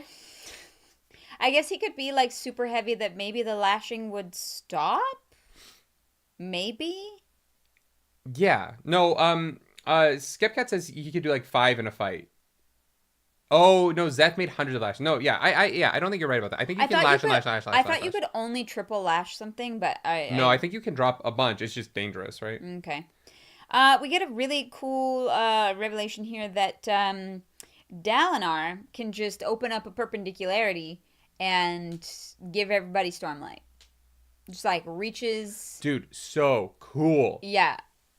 Well, before we get to that, before the fight starts, we get Dalinar is with them, Navani's with them, and they start moving the people onto the boat to get them out of here. Yeah. Because Kaladin is really worried about his family, and also they have the mink. The mink has snuck aboard the ship. That happens after. No, that happens before the fight starts. Dalinar Yeah, doesn't... it does happen before the fight. So Dalinar opens up the perpendicularity to renew Kaladin Stormlight. Oh, is that before the fight starts? Yeah, there's okay. a moment where they talk about he renews his Kaladin Stormlight while they talk about like they talk about stuff and Navani is like trying to study Dalinar's bond to see if it'll help them with Hiru and the Fabrial and all that jazz. Yeah, the perpendicularity is so fascinating, mainly partially because they're the singers, they're the fused. Dalinar's got that big perpendicularity energy. That's great. Very funny. The fused have so many advantages in this conflict. Yeah. That Brandon Sanderson had to come up with some like honor nonsense to make this make sense. Yeah. If it weren't for the like 1v1 me bro of it all, the fused would win. Yeah. Long term. Like there's just no way. Mm-hmm. And we'll get to that once the fight starts, and I'll explain my reasoning. But one of the other advantages that Sanderson gave the humans in this conflict is that Dalinar can provide them with Stormlight. Because once you say like, well, the fused don't need Void Light to fly, but you need Stormlight to fly, and the fused have weapons that sap your Stormlight, but you don't have any way to deal with their Void Light. They don't need they don't need Void Light to fly? No. Oh. That was mentioned at one point in the book. All right, missed that.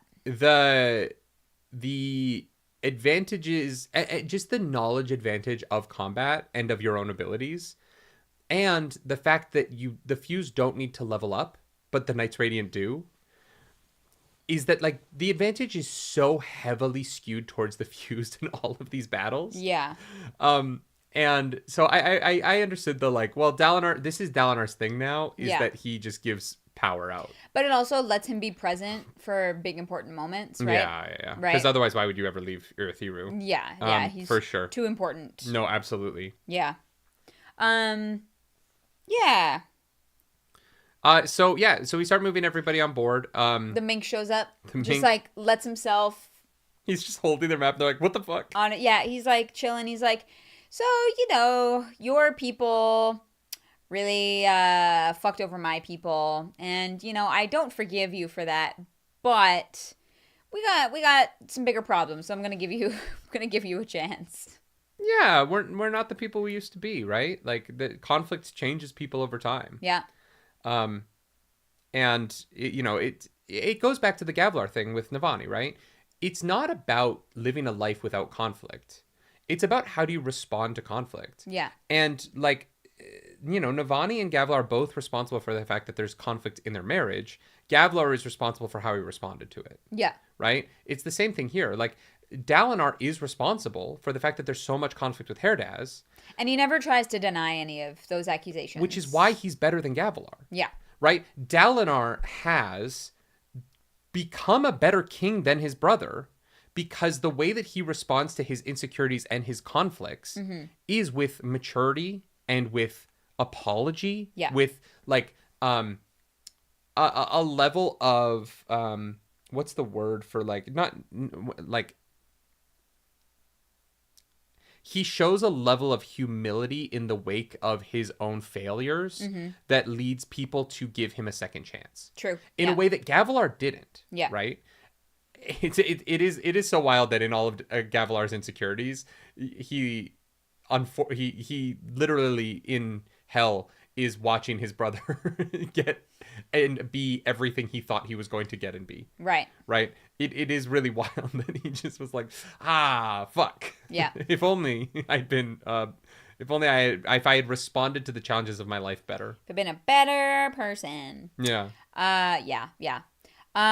But Lynn shows up and is like fused on their way. We got some enemies. Biddy 4. Yeah. Biddy 4 fused, which means it is time for the most like the least deadly battle, because one side is immortal and can't die, and so we 1v1. I completely understand why this is here. I understand it from the perspective of like, we need a way for the Windrunners to justifiably still exist at the end of the book. Right. So they're not all just murdered. But the fused shouldn't do this. It's dumb. It's such bad battle strategy. Yeah, but on the other hand, like, we don't know why this tradition exists the way that it does, and like it might be their way of being like, you know, this is us saying we are better than you. We're not gonna be as bad as you have been. I don't really know what the thinking is behind it yet, because we don't really know this singer like honor system. Mm-hmm. We don't know what their values are, which also seem to fluctuate between different people, and then also the singers are also influenced by the area that they grew up in, and so their sensibilities are influenced by the humans that they serve. No, none of these people are influenced by that. The fused, no. I just mean, but the like, only people in the sky are fused. I just mean the singers in general, all of them. Like, nobody is on the same page about anything. Yeah. They are such a fractured society. No, sure. All of that is true. Yeah. This is goofy. It's goofy in a way that I like, and that is written well. It is incredible. Like, when Dalinar and Kaladin are having their conversation, and Dalinar's like, this is dumb. I was like, yeah, Dalinar's right. And Kaladin is also right, that Kaladin is trying to save people's lives. Yeah. But they can just come back, so... Oh, 100%. If they start ganging up on us, like, we're gonna die so much faster. But Dalinar is correct in his being like, you're fucking around. And they're fucking around. I don't know why they're fucking around. Well, yeah, but we they don't are know fucking why around. Yeah. Because the fused should just be crushing the Windrunners. Yeah. They should be demolishing them regularly, because they would win the war. Like, this is the kind of strategy you take when you don't want to win long term. Mm-hmm. Because they can replenish a fused immediately. The amount of time it takes for someone to get to the third ideal and get shard blades, which are the thing that can kill them, is a lot of time and a lot of, like, emotional work and, like, inner guidance. Yeah. And the fused are just not using their advantages so that they can fight this honor fight that ends with them having this major skirmish and not one Windrunner dies. Yeah, like, but I'm so interested. Like, I'm like, okay, like, why? We've gotten so far into this series that I trust that Sanderson has an interesting like setup and explanation for all of this. But yeah, at this point in time, it is like, wait, what are we doing? Isn't this a war? Yeah. Judah Kenizer says, do you think Gavilar grew complacent in his power and position? Meanwhile, Dalinar became wise from his traumas and mistakes, thus switching places. Yeah. I think so, yeah. I mean, Dalinar has the benefit of living, right? Like, I think that Gavilar on a long enough timeline probably would have seen the failure in his actions, right? And look, let's be real, okay? We want to hold up Dalinar as this great guy, and Gavilar is the villain now, right? But Dalinar did some heinous shit. I would argue Dalinar did significantly worse things than Gavilar. Why would you argue that? Gavilar is very mean to his wife, right? Uh-huh. Dalinar burned his alive. They are not the... Look, I want to be really clear. Dalinar was haunted by the sound of his wife screaming as she burned to death. Gavilar made his wife cry because he was a giant dickhead. Okay, and I want to be really clear. Dalinar burned an entire city of people to the ground that resulted in him getting to hear his wife scream as she burned to death. If that's how we're, I just want to be like 100% about this. If that's how we're quantifying it, Gavilar knew what he was doing, and Dalinar did not. Dalinar knew that he was burning. And people alive. Let's not pretend that Dalinar wasn't also emotionally awful to his wife their entire marriage. Dalinar wasn't like some fucking saint in his marriage either. No. I just, before we go on and be like, God, Dalinar's the best guy and Gavilar was an asshole to his wife. Yeah. we gotta acknowledge. Yeah. Both of these men have been deeply flawed. The difference is Dalinar has had the time. Well, no, and Dalinar's had the timeline. Dalinar responded by becoming a violent drunk for a long period of his life. Dalinar has had a long enough timeline to improve. Dalinar became better over time that Gavilar didn't have because he died. Also because of magic. Also because of magic. Yeah. So Because cultivation was like, I can work with this. but just before we kind of sit here and be like, Dalinar is daddy and Gavilar is the worst character in the series. These men like were conquerors who. Oh yeah. All did terrible things, awful things. Like Sadeas, Dalinar, and Gavilar, the three of them fucking pillaging a country and destroying it. Not good people. Just not great.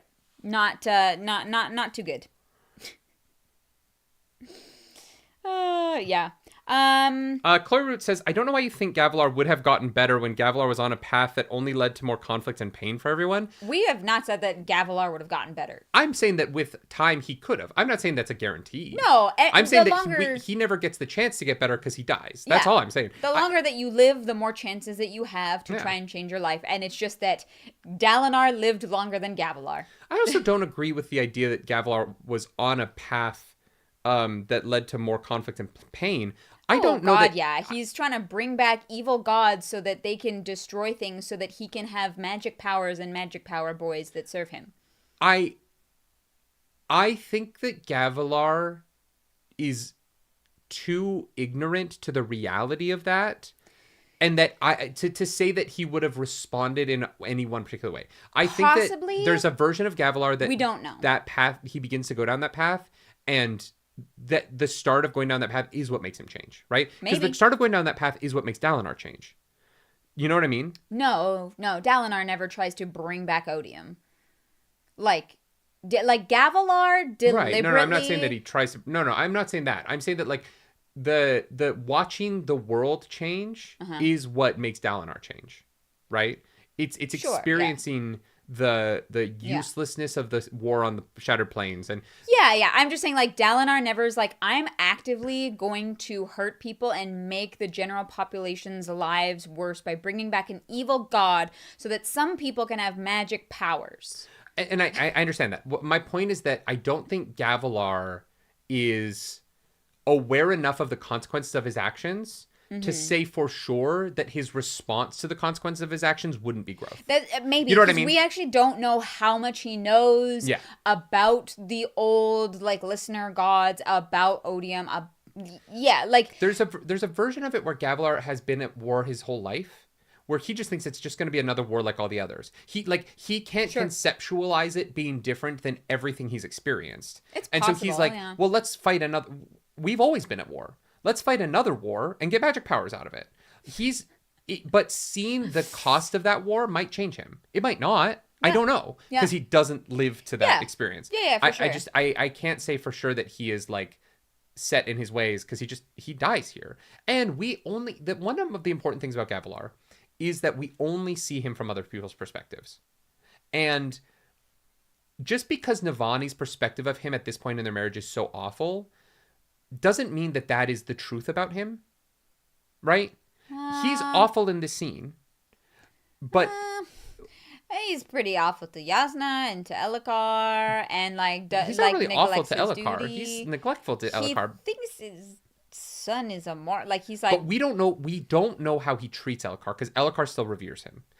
Just because there's people who think I love them that I treat very nicely to their face. There are a lot of sons who still revere their fathers, even though their fathers abuse them. Sure. My only point is that one person's perspective of someone is not the truth, right? Navani's perspective of Gavilar and Elhokar's relationship is that Gavilar is not doing enough for Elhokar. But Navani also isn't, right? Like, Elhokar... Well, Navani's trying to fucking run shit and keep, like, the entire kingdom together because Gavilar doesn't do fuck all. Sure. And like, Gavilar would say that he has his excuses too. But yeah, he wants to make the world a worse place so that he and his special boys can get special boy magic powers. That's not the point that I'm making. Yeah. My point is that they both have excuses. Neither of them are there for Elhokar in the way that makes him a better man. Right. Navani loves Elhokar. Yeah. And she probably thinks she's doing better for Elhokar than Gavilar is. But Gavilar dies, and 6 years later, Elhokar is still the man that he is, and the only parent in his life is Navani. Sure. Navani isn't a saint who's, like, doing everything for Elhokar while Gavilar's doing nothing. Right? And so it's just, I think it's important that, like, we that in talking about these things, characters who are only seen through perspectives of others, to make statements about what we know to be true about them is hard. Yeah. Right? Yeah. Yeah, I think that's fair, which is maybe why book 5 will be Gavilar's... James Ross says that chat craves my attention. Maybe we'll get Gavilar's POV of the scene in book 5. No, I don't think we will. I don't know. I don't think we ever get Gavilar's POV because it doesn't really matter. Right? Sure. What matters is what matters to the series is the way in which how people who viewed Gavilar were impacted by the way that they viewed him. Mm-hmm. Not who he actually was. Who Gavilar actually was doesn't matter. Mm-hmm. He's dead. He died years ago. What actually matters is how the different... Like, Eshonai views Gavilar as the worst person ever. Mm-hmm. As, like, a demon because of her perspective of him. But, like, that's not how he views himself. That's not how his... You know what I mean? Like, that is a perspective on him. There are people who think I am, like, the worst fucking person alive. Probably. Right? And those people are right. They are correct. Because that's their perspective. And they can't be wrong in what they think of me. They can. Yeah. No, you can absolutely have incorrect and wrong opinions. But not in how you view someone's relationship to you. Right? That is your prerogative. Even if that person is great. So if you just misinterpret things your entire life, you are correct in how you interpreted situations? Your feelings are still right. Yeah. Your feelings are... But they're not the objective truth. True, but they're not, like, right. But my point is that... Sure. But you're parsing the language between true and right. Like, my point is that your feelings about a relationship exist and are valid regardless of whether or not that person is what you think of them. Their impact on you, like Eshonai's view of Gavilar is still true to her and still well, I mean she's also dead, but it doesn't matter. Let's move on. Yeah. I think I've made my point. Yeah. So we cut back to Vale, who, guys, she got kidnapped. She did. First time I've ever been excited about a woman being kidnapped. Okay, we're on the next chapter 4. Yeah. So Vale gets kidnapped, and she gets taken down into the chasms with a bag over her head. She actually gets poisoned in a bar. And yeah. So she her Stormlight Archive powers. She burns off the poison fast, and wakes up in a chasm with a bag on her head. And when they take the bag off, she's surrounded by 20 people in robes. And Brandon Sanderson pulls the most nerdy nightly shit ever. This half of the nerdy nightly, where Shallan immediately goes, or Vale goes, who the fuck is sewing all these fucking patches on these robes? Yeah. Like someone was like commissioned to be like, hey, you need to make these like really shady robes for no reason. Don't ask questions with this same shady patch on it. We need a patch of, we need this like ominous cult patch of the old god logo. Yeah, literally. We just need these made bulk. And I was like, reading it, I was like, I feel so seen right now. This is the most like written for nerdy piece of literature. Yeah. Who the fuck's who's sewing these? Yeah. Because it's exactly what I said 2 weeks ago about Fourth Wing. When I was like, who's sewing all these patches? Yeah. Why are they different every year? This is so much work to put on some random seamstress. Yeah. Yeah. So there's a bunch of cultists around in their cult robes, and they're like, we have judged you worthy to join us because you also think that ELA is a better... you think that Dalinar is not the rightful leader and that fuck him and all that jazz. Yeah, so she's basically has to swear that she thinks that ELA is the one true king. Is the one true like ruler, which is so funny because when we do get to ELA is like, no, I don't want to be... That's not what I'm trying to do here. I want to make the boy Gavinor the king. And I was like... I mean, I guess think that's true, but yeah. I do. No, here's the thing. I understand ELA does not want to be the person in the seat. But ELA wants to be the person who has control over the person in the seat. She doesn't want to be George W. Bush. She wants to be Dick Cheney, who actually ran the country and had all the power. Then what she should have done is that she should have had, like, she should have just been close to Gavinor and had a good relationship with him so that when he took the throne, he listened to her. But Gavinor is never going to take the throne. Why? Because Jasnah's queen. Jasnah is not married and has no children. So the closest relative to that's her true, actually. No, that's is a good point. Elhokar's son. Like, you think Jasnah's I don't think she wants to gonna wait have a baby? 30 years. I mean... I do think Jasnah's going to have a child eventually, but... Maybe. I think she's too busy for that. Like, I think Sanderson's too Mormon. I have a feeling that... No, I'm not joking. Like... I genuinely believe that we will get some kind of relationship for Jasnah at some point. I hope it's a lesbian relationship. I would love that. I would be genuinely shocked. Yeah. Like if Sando wrote like a great lesbian love for Jasnah, I would eat my pants. But I do think that Jasnah is the kind of character who will be like, well, practically I do need to continue my line on this throne, so I will have a child. In fact, maybe I wouldn't even be surprised if Jasnah like interviews people like a sperm bank does, and is like, there's like a list of like, well, he's not smart enough. This one has good genes. God, yeah.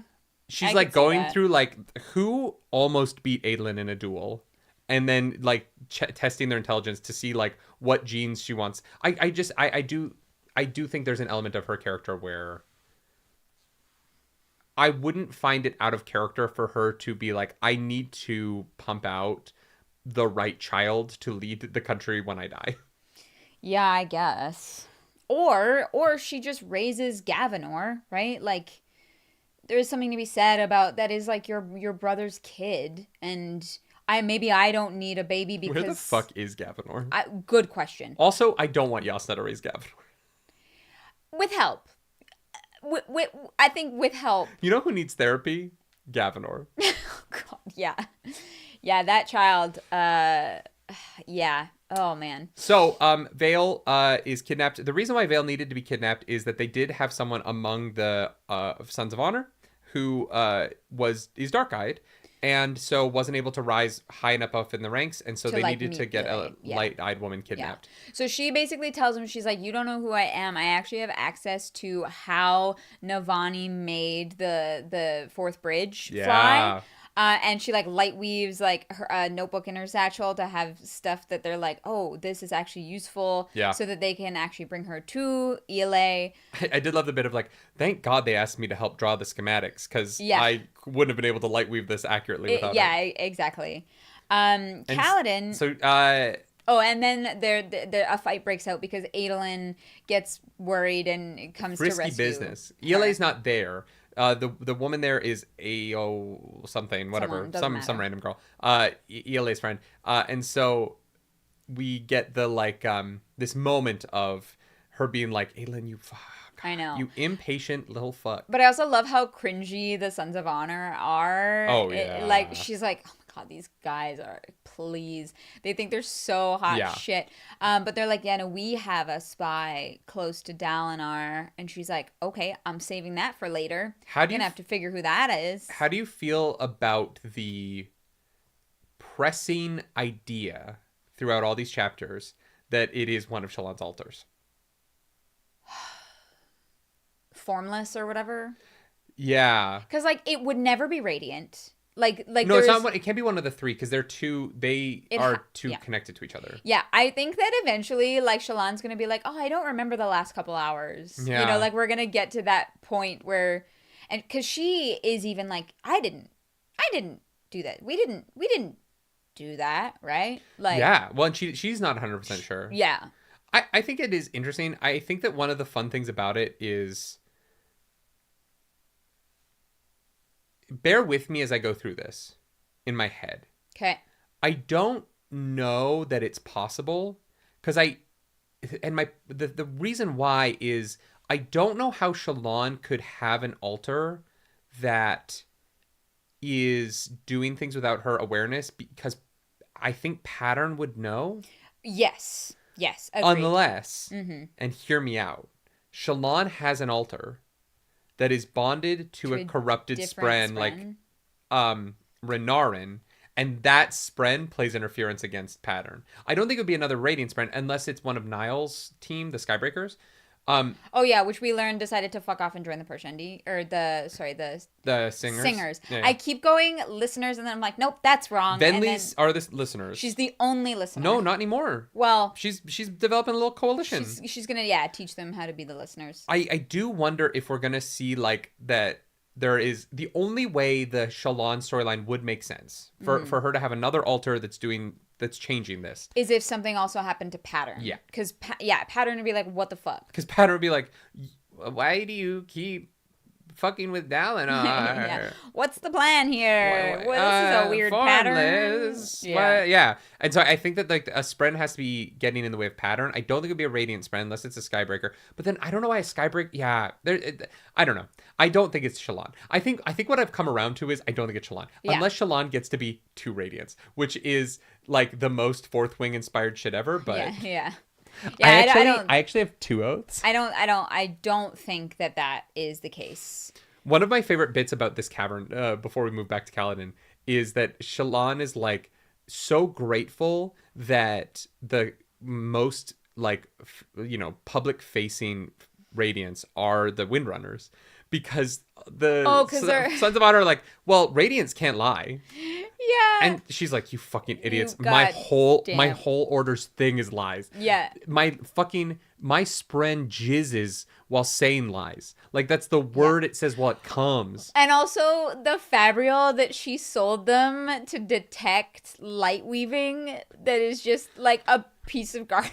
Like, no, it's not a piece of garbage. It's brilliant because when you press it, the lights do go out, but it just doesn't prove light weaving. Yeah, it doesn't do anything. She just like set up that it did. Yeah. Because she drops a light weaving when they see it used the first time. It's so brilliant. Was great. I loved that. I love how crafty Shallan is getting. Yeah, it's great. But jumping back to Kaladin, Kaladin fights Leshwi. Leshwi is back. Kaladin's killed her a couple times. Yeah. She's gotten into a new body. And Kaladin is able to recognize her. He's not really 100% sure how, but is able to recognize when Leshwi is back, and then they fight. This is so weird to me. I understand that the souls change, but I don't really get how their skin remarbles when the fuse take over. No idea. Because it implies that the marbling on the listener's skin is not the skin, but that there's like a luminescence or something going on, that it can shift. That they have control over it?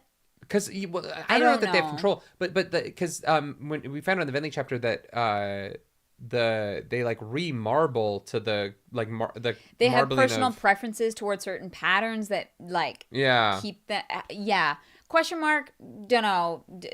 We'll find out later. I don't know. Interesting though. Very interesting. So Leshwi and Kaladin fight to a draw because they both stab one another. Like Kaladin would have died because she's got the Stormlight sucker. That just like pulls it all out of you. Cheery. The cheery sticks. Yeah. And the fight isn't much of a fight.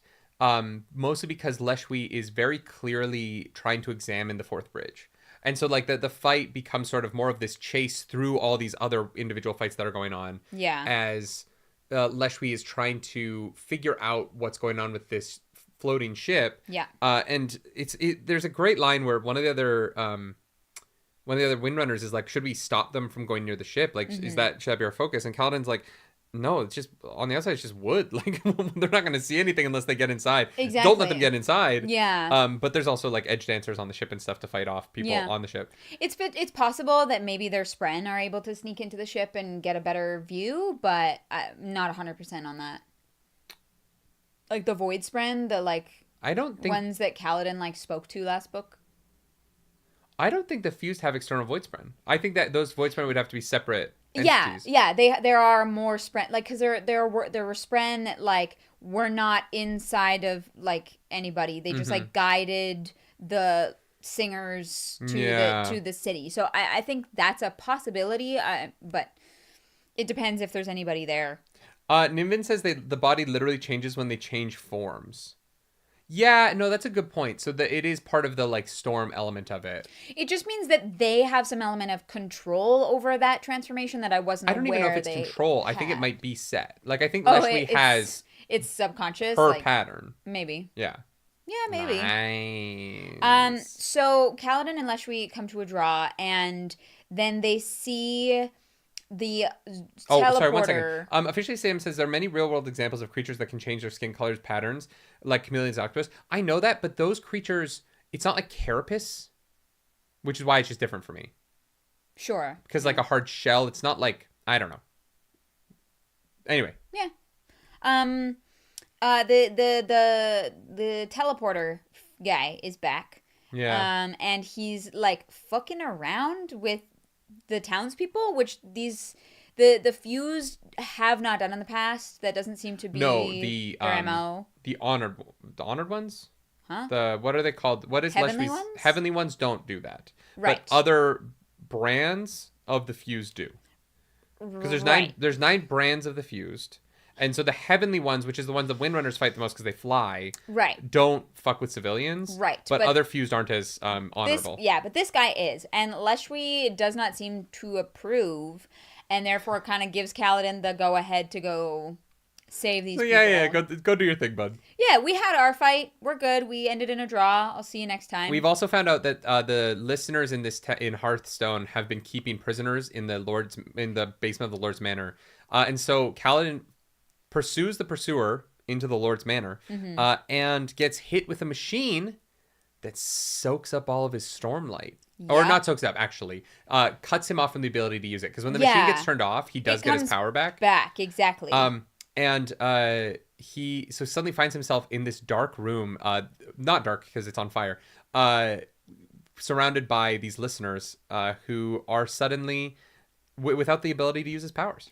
Yes. Sorry, we have to jump back a little bit. Sure. Because he's actually not... We don't have a lot of time left. He's not in the building left. But Kaladin sees Sigzil fighting Leshwi. We missed that part in the middle where Kaladin spares one of the... Sure.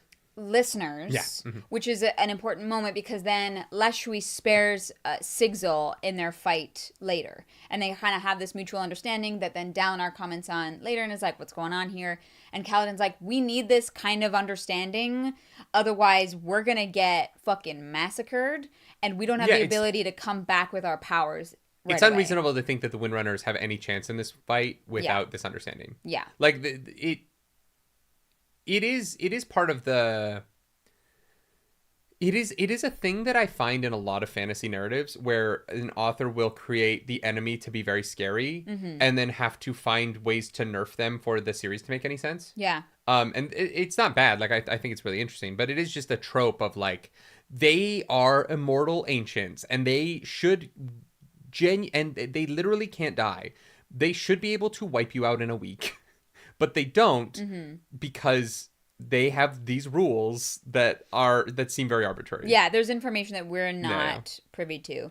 Jabroni, thank you for the super chat. I like how Leshwi lets Sigzil live. Yeah, there's an understanding here that like we don't really know what the context is, but that Kaladin is trying to respect in order to help keep the Windrunners alive. Yeah, help not have people die. Yeah. So. Yeah. James Ross says, speaking of which, when are we getting the airplane reaction? It'll be up sometime next week. Yeah. Yeah. We are going to watch it this weekend, and then it'll be up next week. Sorry. It's taking a minute. Yeah, so then, can we jump ahead? We're just almost at 1, or we're almost at 1, so we're past 1 o'clock. Yeah. So we get back to Shallan. Okay. What? Nope, go. Sorry, you skipped like 2 chapters. Correct. So I was just trying to... No, go. Go in order. Unless we can talk about the Kaladin stuff and then go back to Shallan. Go. No. So, Adolin brings in a rescue party, and Shallan decides to go with her captors instead of going with Adolin.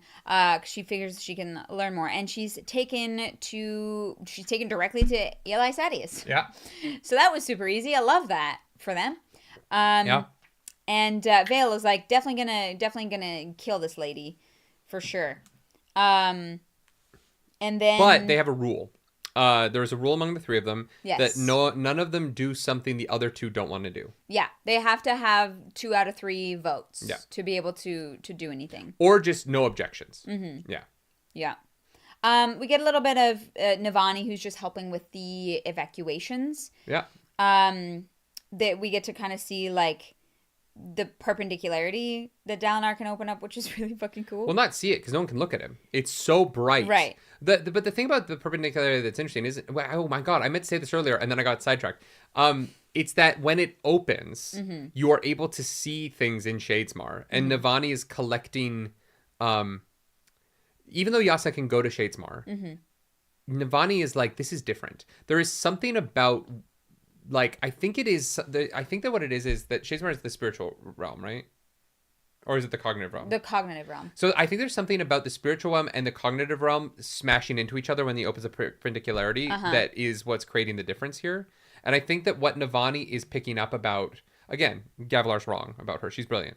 What Navani is picking up about the difference in what they see in Shadesmar when Dalinar opens it is going to be a big deal in terms of how we are going to end up beating Odium. Yeah. She also thinks that there has to be something about what Dalinar is doing that can help them power Urithiru. Because they need to make food. They still haven't figured out how this fucking city works. And then she sees Moash. Oh, she sees him first. That's right. Yeah. So he's kind of like foreshadowed before he gets to Kaladin. Yeah. Who then is fighting Lashwi and chases the teleporter fused into the manor that's on fire. Yeah. It's very bad. Yeah, and so we get this fight. Kaladin has his ability to access his radiant powers turned off. And they're like, you're fucked now, boy. And he's like, no, I am a spearman. I'm a lifelong spearman. Bridge 4, motherfuckers. I am a spearman. Yeah. Yeah, I trained those guys out there. And so he kicks their fucking asses. Yeah. Because they think he's just a radiant who is used to having magical powers and can't actually We also get a moment. fight. We get the moment that I hate in all fantasy writing, which is Kaladin is like... the singer is like, you've become reliant on your powers. And Kaladin's right. Like, he's right. I have become reliant on my powers. And I find that language to be dumb because you're fighting superpowered people who can fly. Yeah. Like, you can't fight them without them. Like, this idea that, like, Superman is reliant on his powers to fight Darkseid... He's not going to fight Darkseid without his fucking powers. Yeah. And it's always like, I'm more than my powers. I'm like, yeah, sure. You're a good person. That's also great. Is true, but when the enemy has superpowers, you can't, like, it's like the idea that if someone is trying to shoot you and you have a gun, that you should be better and fight them with your fists. No, use your fucking gun back. Yeah. Of course you're reliant on your powers. They also have powers. Yeah. If you're using your powers to beat up people who don't have powers unnecessarily, fine. Yeah. Great. But, like, this idea that he's reliant on his powers to fight people who can fly when he also can fly is absurd. You're just doing the same thing. It would be like someone being like, I've become too reliant on hockey skates. Is something wrong? No. Good news? Yes. Okay. It would be like someone being like, I need to go onto the hockey rink with sneakers because I've become too reliant on skates. And I'd be like, no, you're a fucking idiot. You're playing hockey. You're playing hockey. On an ice rink. Yeah. You're not reliant on powers. It is an air battle. I can't use a hockey stick. I have to use my hand. Like, yeah. Did I get the same email? No, 100%. No. You got a good email that I didn't get? I did. That's not fair. Did you book? It has to do with my self-tape. Did you book? I didn't read the whole thing. Which one? That one? That one. Let me see. I haven't even read it yet. I know. Guys, I'm so sorry. I hate being this weirdly cryptic, but I will lose out on this job if I say it publicly. Yeah. It's very NDA'd. Yeah, very NDA'd. I love y'all. Don't worry about it. We'll talk about it at a a later date. So, Shallan. What? Do you want to know? Do I? Yeah. It's like availability, right? No. What? Hold. Okay, that's good. Yeah, that's good. Great. Love that for me. Don't worry about it, Chad. Don't worry about it. Sorry. Cool. Shallan has a really interesting conversation with Ela, who looks like shit. Yeah. She is tired. People are trying to kill her. I mean, so am I. I get it, and Ela. yeah, she's exhausted. It's like having like an audit constantly. This is why she's like, I don't want to be queen. No. I'm already tired. You think I'm going to be less tired? Too much. I can't deal with this. You think I'm going to feel better having more responsibility? Yeah.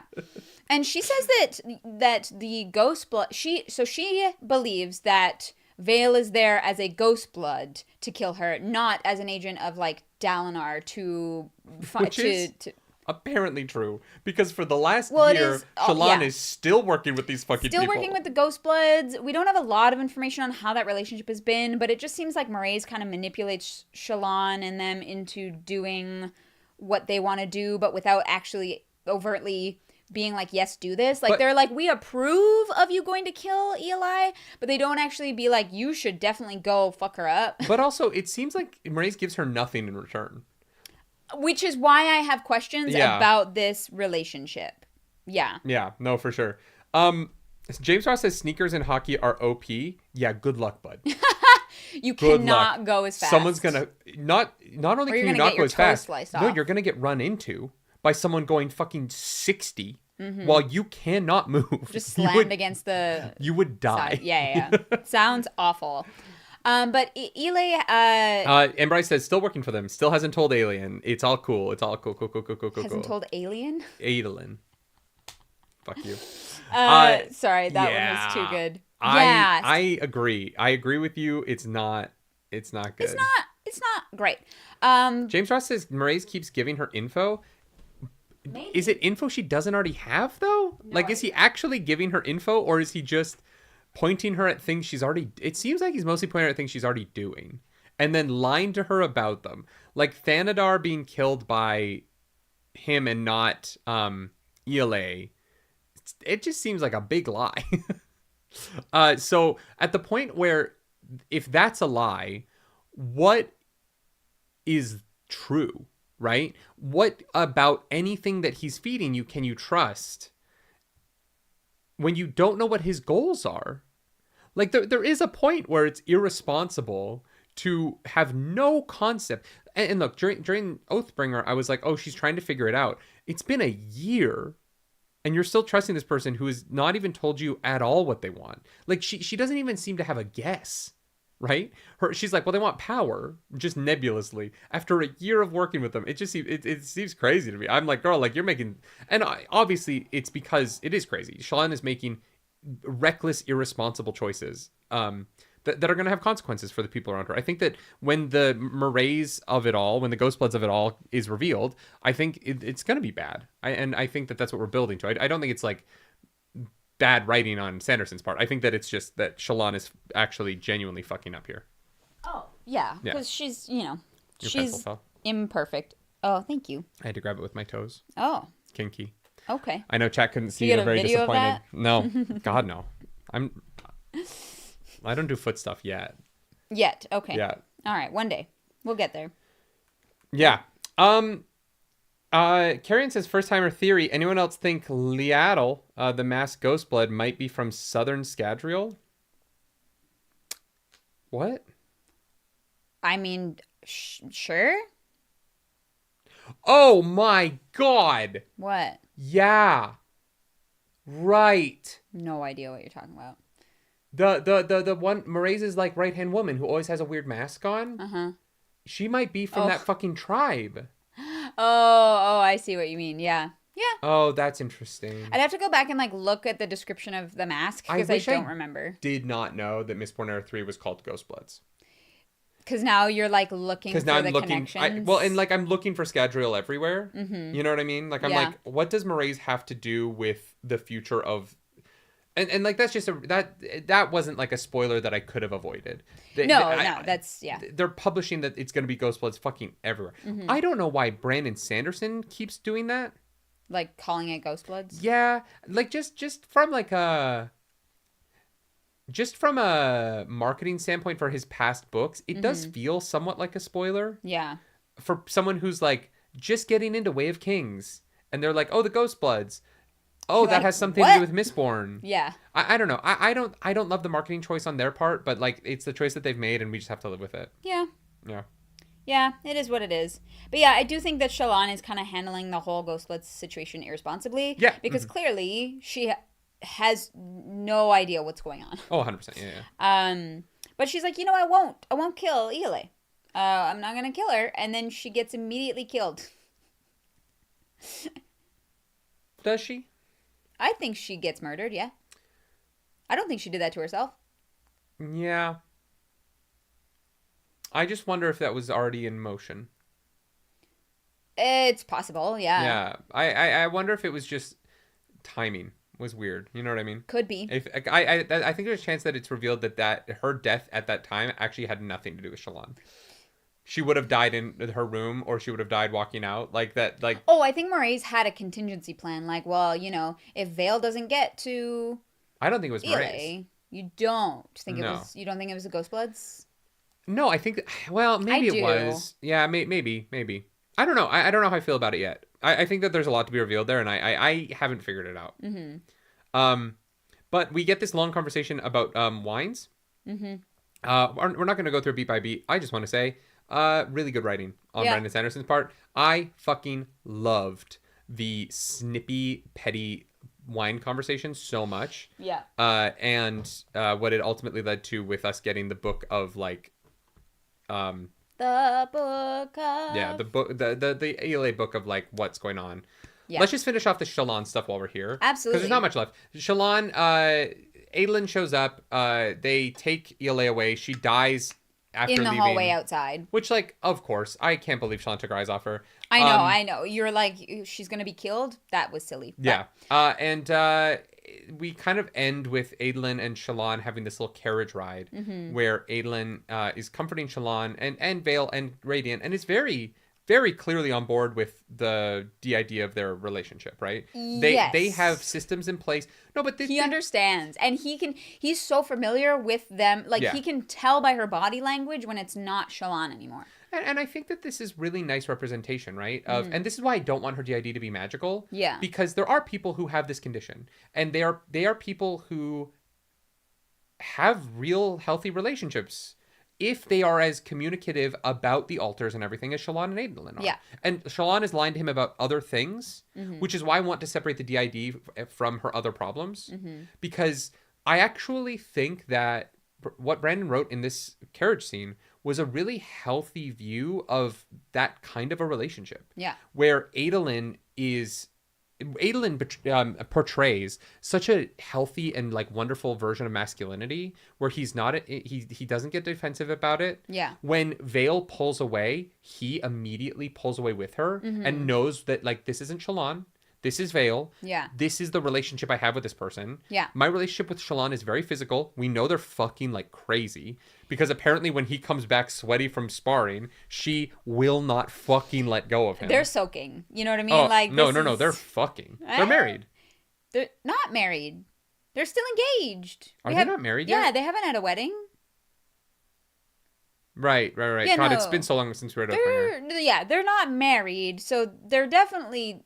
I don't know what they're doing. I don't know, like, in I don't know what's proper in Alethkar and in Yakaved. Yeah.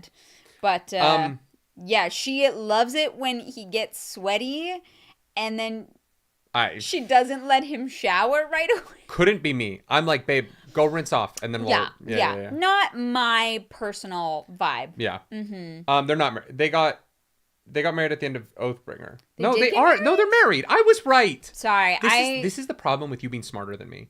Is that No, the problem is that you think that I'm smarter than you. No, it's that you are usually right about things. And so when you say things, I just immediately go, oh yeah, I guess they're not. I just like delete my version of it from my head, but I'm right often enough that I shouldn't do that. No, yeah, that's my bad. No, fuck you. No, they are married because I was mad because we didn't get to go to the marriage. I know. Because Dalinar had to go write his fucking book. No, you're right. Like a woman. Yeah.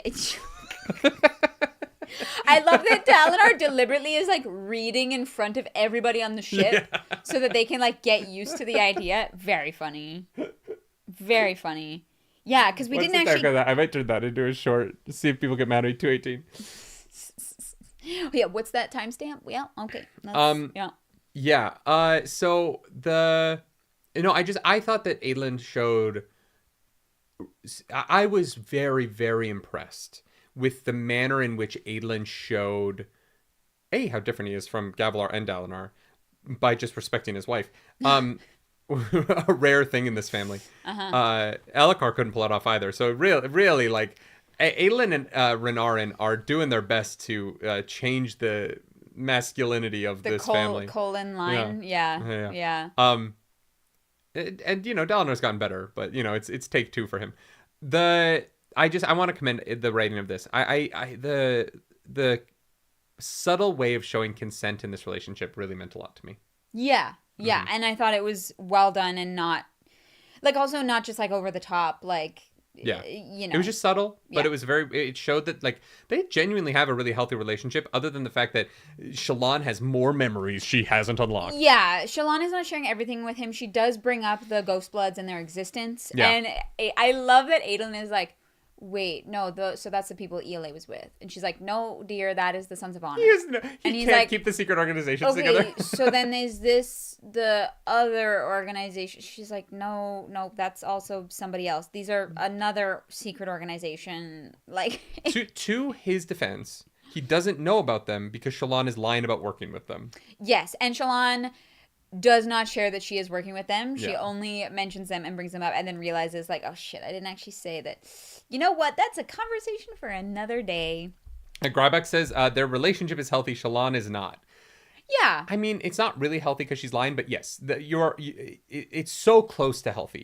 Is she lying though? Like, Adlin's like, she's lying about working with Mraize. She is lying about but that. Adlin is like, the weird part about it, right, is that Shallan's like, I'm hiding stuff from you and you're not asking. And he's like, I trust you. You'll tell me. I know, but we're in her mind here, and she acknowledges that she is manipulating the version of events that she's saying to him in order to keep the lie going. Like, she acknowledges why I think it is not healthy. Yes. Because she is saying, oh, I left that out. Yeah. And she does it so naturally, she almost doesn't even notice. Yeah. That is not healthy. Yeah. At the point where lying to your partner is something that you instinctively do, there is a level of... And the only reason I say this is because I think that it's going to boil over in this book, right? I think we're going to see them have... this relationship will not be as healthy as it is right now at the end of this book. Yeah. And then I think they'll fix it and win in truth. You know what I mean? Like, there's going to be... Stories have the ups and downs of that. Yeah. But that's all the Shallan stuff. Yeah, we get back to Kaladin. Yeah. And I wonder if the device... I think I said it in the reaction, but I think the device that cuts off the connection to Stormlight might be using aluminum somehow. Because we know that aluminum will disconnect, like, the two gems that are paired together. Yeah. And so how different is that really than, like, the Spren bond to, like, the human? Or even maybe, like, maybe even the singers have their own version of that where it can be blocked. Well, yeah, I think it works the same way the cube worked in Mistborn Era 2. But that takes the metals away. No, it...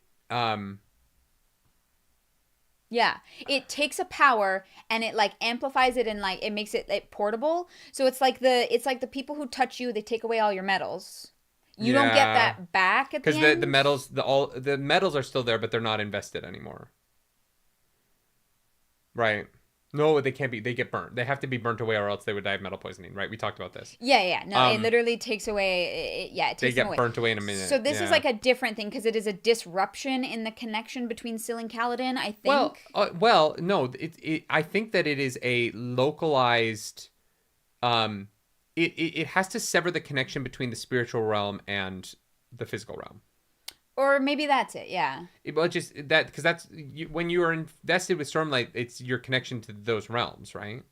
That's my understanding, at least. Huh. So it must just be something of a like dimensional anchor.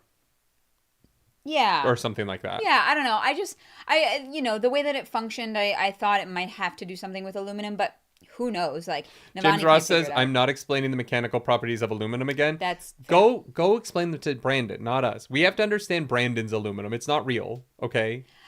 So Kaladin fights off the guys, goes into the basement, and guess who's there and who has murdered people is Moash. What a fucking dick. Yeah. Moash sucks so bad. He fully... Lift shows up at some point and is like, "Wow, that was crazy," and then leaves. At the end, yeah, to help get help get Rashon. No, Rashon dies. They're all dead. They're all dead. No, Lift... Not yet. So there's two that have their eyes burned out, and then Rashon is there, and Moash has him by the neck. Lift is already gone at that throat. point, though. No, she comes to get Kaladin out. No, Renarin does. Renarin does. Oh, yeah. When does Lift come in? No, Lift gets fucked up in the, like, power sucking thing. And she takes the device to give to Navani. Yes. Yeah, that was That's it. I was like, I knew she did. No, because Lift, we don't see Lift see the dead bodies. Oh, we should talk about Lift really quickly. Lift is described as the gangly creature, which was very funny. Yeah. And she is going through puberty, and so despite being an edge dancer, she's struggling to, like, be as effective. Yeah. Because even though she can glide like a motherfucker, she still stumbles all over everything because she's got the, like, you know, like... Got those long limbs, Young girls go through a phase of it that I feel like boys don't go through as much because girls hit earlier and a little bit quicker of the, like... the 13-year-old giraffe syndrome. Yeah, where everything's just a little long. Yeah. Lift is that 13-year-old giraffe right now, even though she's definitely still 10. Yeah. Oh, she took the other edge dancer. That's why I was getting it confused. Yeah, that's what it was. Yeah. I knew she got out of there before the Moash stuff happened because she doesn't see the dead bodies. Yes. Yeah. But Moash fully cuts Rashon's throat in front of Kaladin and is like, everyone's going to die anyways, so just give up, die now. And that's it. That's the end. I'm like, wow, Moash sucks. Moash is called the one who quiets, I think. Yeah, that sounds about right. I was like, that's fucking... And he has on a herald blade. They gave him the herald blade. I struggled with this scene. Not because it's bad. I think it's really well written. It was rough, man. Like, yeah, it was hard to listen to. Yeah, and I also just hard felt... to read. Here's the thing. I want to talk about two moments together. This and Kaladin's conversation with Dalinar. Mostly because we don't have a lot of time left.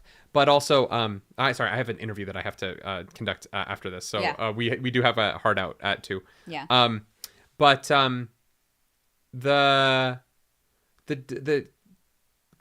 I felt like until the Dalinar conversation, I was like, why are they letting Kaladin still lead this troop? He should not be doing this. And I was like, it is odd to me that Dalinar is being this irresponsible. Yeah. And then we get the conversation with Dalinar, and I was like, okay, perfect. This world makes sense. Yeah. If Kaladin was allowed to remain as the High Marshal and keep fighting and doing this past this conversation with Moash and the way that Renarin finds him, given the fact that it's like 5 or 6 times now that he has stopped in battle, I would... He's like, it's not that often. It was only this time. And this time. And then that time. And then also that time. And then that time as well. I just think the Dalinar Kaladin conversation made the world feel more real to me. Yes. Because there's simply no justifiable commander that would leave Kaladin in his position after this scene. Yeah. And not that Renarin sees all of it, but Renarin sees enough that he knows. Yeah. Right? And...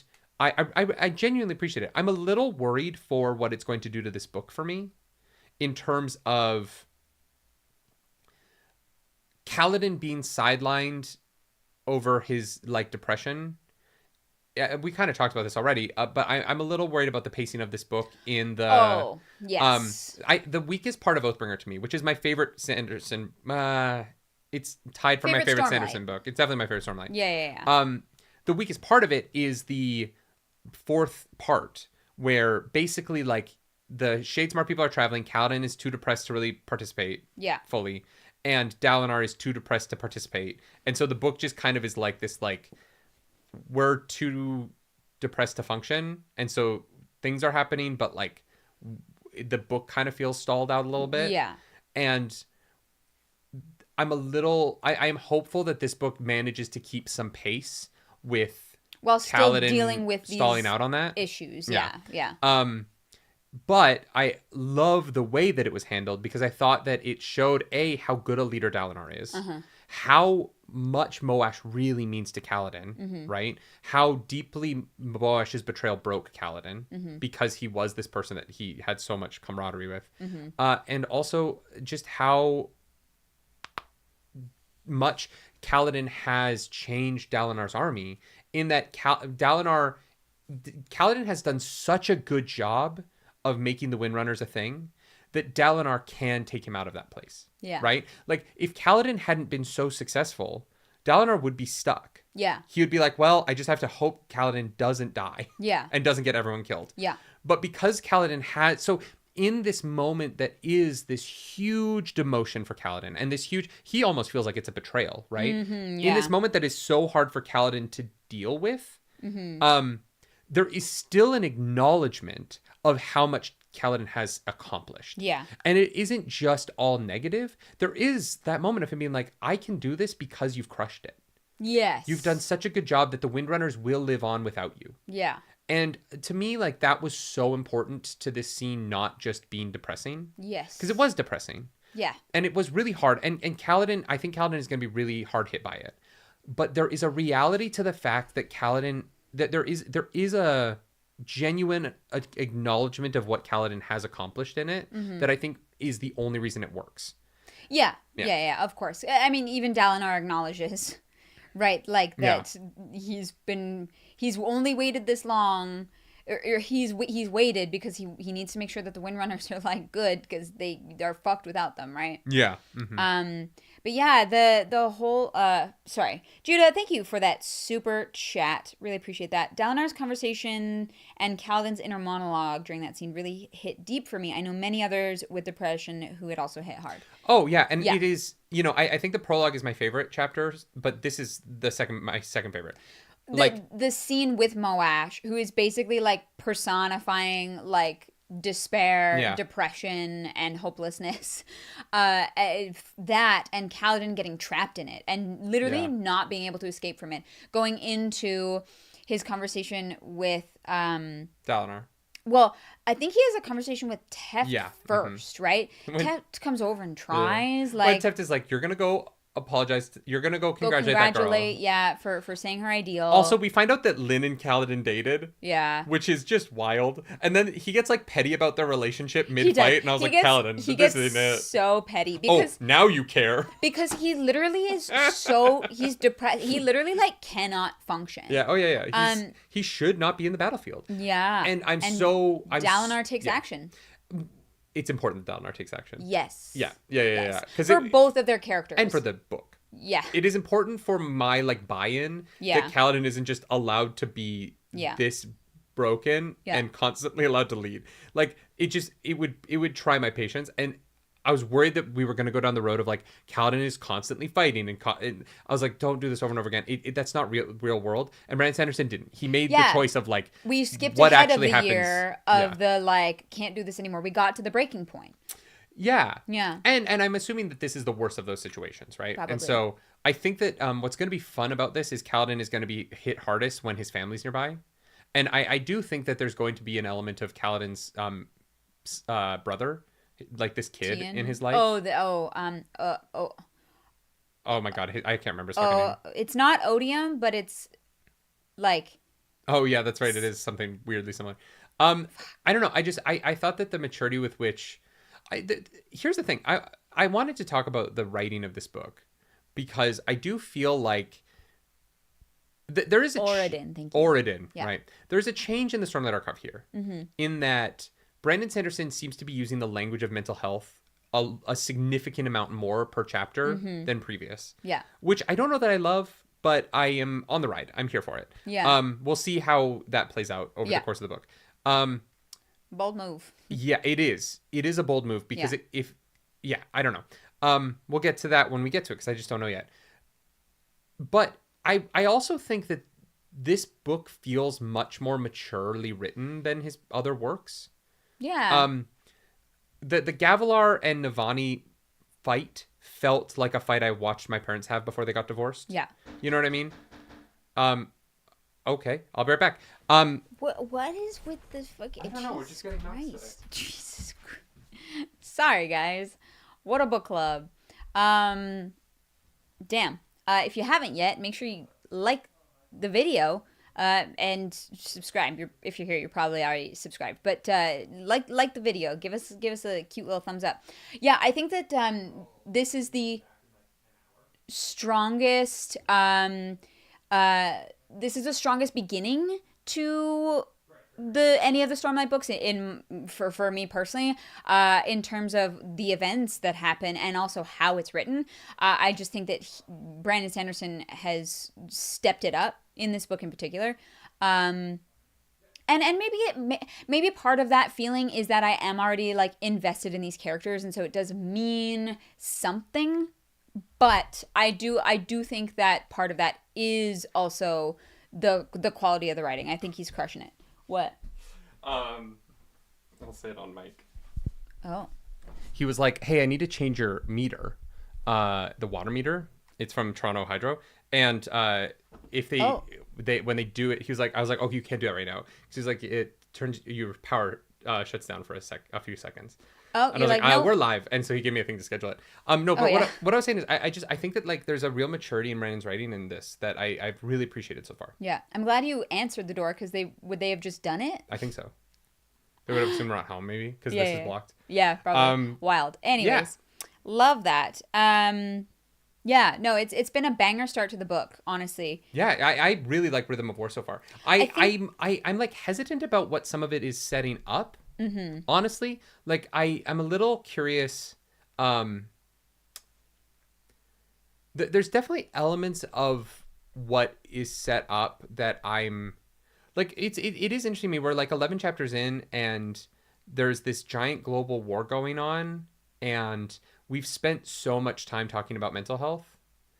And the horrors of war. But I also don't know what's going on in the war. Like, I actually don't know how it's going.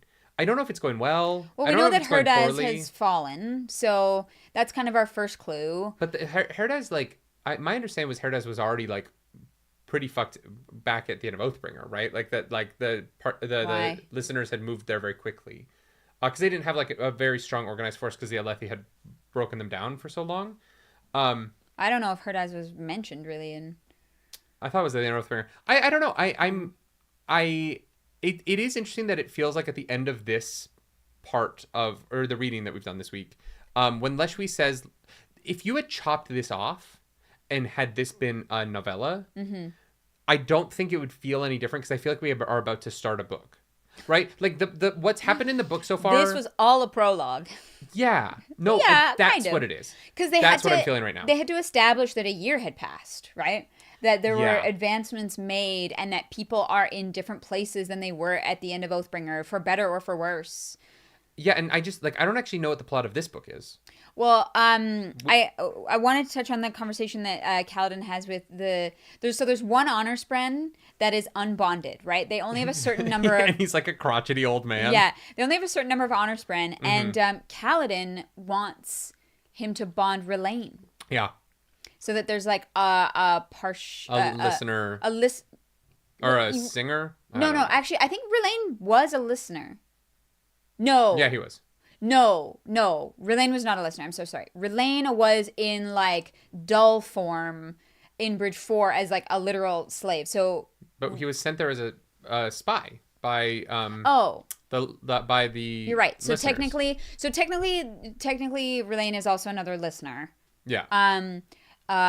Maybe also can bond an. It is interesting that the two remaining listeners might both become Radiants.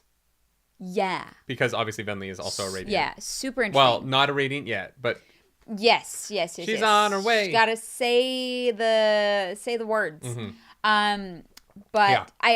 I'm like... I love that conversation. I'm like excited for Relaine. I'm like, okay, so what does that mean? There's so many different bonds. I loved in that conversation, fucking Syl being like, you just have to tell him what to do. He just needs you to be a little dommy mommy, Kaladin. Yeah. And Kaladin's like, I'm giving you a fucking order. And he's like, oh, are you? Well, I'm mad about it, but I'll do it. Yeah. How long do I have? He's like, all right, that worked. Yeah. Love that for us. Yeah. No, that was a great little conversation. And then I think the only other thing we haven't touched. Oh no, there's 2 things we haven't touched on. Okay. Which one we kind of did was Navani with the Fabrial lighting up under her desk. Yeah, the dumbest way to try and convince someone not to do something. Yeah, basically, Navani finds Who are you? I'm going to fucking kill you if you don't stop doing this thing that you think is totally justified, but I'm not going to provide any reason why. Yeah. Someone says that Navani has caused, like, the most harm out of anyone ever. Yeah. And that she needs to stop. And Navani's like, this is silly. I get I have no context for this, but whatever. I don't know how I feel about the, like, even the Spren think that the enslavement of Spren for Fabrials like is fine. Well, and it's the same way that you just said the Chull don't mind carrying a thing back and forth on the same piece. I said the Chull don't know better, but we still should treat Chulls well. My position on it isn't that because Chulls aren't sentient that we can do whatever we want. I still have a problem with zoos, and I still have a problem with SeaWorld. Yeah. You know what I mean? Like, I'm not unaware, but I also think that there is an element of, like, just because they're not sentient doesn't mean that you can do whatever you want. Yeah. And, like, it's one of those weird things with Spren where I don't really understand them yet, and very clearly people on this plane don't understand them yet. Like, she literally has a whole conversation about how soulcasters don't make any sense. Like, people think that they're a gift from the fucking divine because we have no idea how they work. Which they are, but... And then Yasna boops into Shadesmar, and there's, like, a dormant Spren that represents the soulcaster that's, like, dead, like in a similar way that the shard blades are dead. Yeah, but all the Spren Shadesmar are splinters of a splinter of a splinter of a shard, right? I think so. Yeah. Also, I had a theory that I wanted to bring up. I can't remember if I brought this up before, but I was re-listening to Oathbringer, and Shallan describes the Midnight Mommy as a splinter. Like, she's like, it feels like it's a splinter of something. And I'm like, is Midnight Mommy a splinter of... What's the one Odium killed? Did Odium bring of Ambition? Ambition! Did Odium bring the splinters of Ambition here to be his minions? That's an interesting theory. Because she says the word splinter, and I might be reading way too much into that one word. But they're so old, right? They're literally so old. They have been this way for God even knows how long. I mean, Odium, I guess, knows how long. That's a banging theory. If all of the unmade are splinters unmade, it's a god unmade. Oh my god, if they're splinters of ambition that Odium has brought from his previous conquest... to be his, like, minions in this war. That's cool. That's a cool theory. Broken, right? Now, the one thing that... Oh, no. Wait, it makes perfect sense. The one thing that I was like is that it feels like they may have been human or partly human at some point, but even the shards were human before they were shards. Yeah. Mm-hmm. So they went from human to shard to splinter. Yeah. And the splinters are the unmade, maybe. I don't know. Yeah. Yeah. Anyways, that was my theory. I like that theory a lot. That was literally just from re-listening to Oathbringer and Shallan using the word splinter, and I was like, but whatever. Yeah. I like it because, like, what are they? Yeah. What the level of power that they are. Yeah, I feel like it's totally feasible. Okay, so then Venli, let's get to the final thing. Venli and Leshwi. Venli works for Leshwi now. Leshwi they have these rickety ass towers all over that they live at the top of. Yeah, Venli is her voice. And also her gate. So you have to pass through Venli's, like, house to get to Leshwi's room. Leshwi's also a woman in a male body. Yeah. Because that's is experiencing gender dysphoria. Yeah. It's like, I need to shave immediately. Is this the trans representation that we want from Brandon Sanderson? I mean, it's in a, like, magical way that I think is, like, would be palatable for certain intolerant people, and, like, a gateway to... is there a time when this, like, in the States, this isn't allowed on the shelves anymore because this is too pro-trans? Probably, yeah. Well, no, because it is gender-affirming care, right? Yeah. She's getting shaved like humans because she can't handle any level of stubble. And so literally, like, Leshwi like comes back from war and immediately gets some gender affirming care because she wants to be as feminine as possible in this male body. Yeah. It's interesting. I didn't hate it. I was like, oh, that's actually cool. I also am like really into the idea behind like the propaganda that the fused have to enforce of it's an honor to give up your body and your soul and your individuality to a fused to come and because the singers have to accept the spren into the body, which Venli knows because she experienced it. Yeah. And so as long as like because Venli does not want to live in a world where they again have no free will, right? Yeah. The listeners, the singers, like that, no one has this free will, and so she needs to like come up with a way to like to subvert this propaganda that it's an honor to just like die for these insane beings who have been fighting this war for as long as they can remember, they can't even remember themselves and who they are, except for Leshwi. We know Leshwi is the only one who is still sane, which is why Odium has given her these privileges, because she's not the most powerful by any means, but she at least kind of can function. Yeah, for sure. And can acknowledge that, you know, Venli brings people before her to be hired on, basically. And Leshwi acknowledges that the fused expectations of the humans are so inconsistent. And so, what are they supposed to do, right? Yeah. Are they supposed to be meek and subservient? Are they supposed to have a backbone, right? And there's a moment where Venli like brings in a tailor, Adolin's old tailor. Yeah. And Leshwi is like 100% there. Leshwi's like, we can't have a human as the tailor. We're going to have the human teach a singer to be able to do it in art form, because we cannot say that that there are things that the humans can do that like we can't or we don't have time for, right? And Leshwi seems to be the only singer who is actually thinking about what happens when and if they win. Yeah. Like what happens to the singers? How does society function? What is the function of the humans in this new built society? Like, whereas a lot of the other fused are just kind of like killing. Yeah. And violent. Yeah. And then we get left off with Leshwi. We find out Venli has a secret society of people she wants to leave. Their plan is dumb. And then Leshwi's like, something big is about to happen. And we end the reading.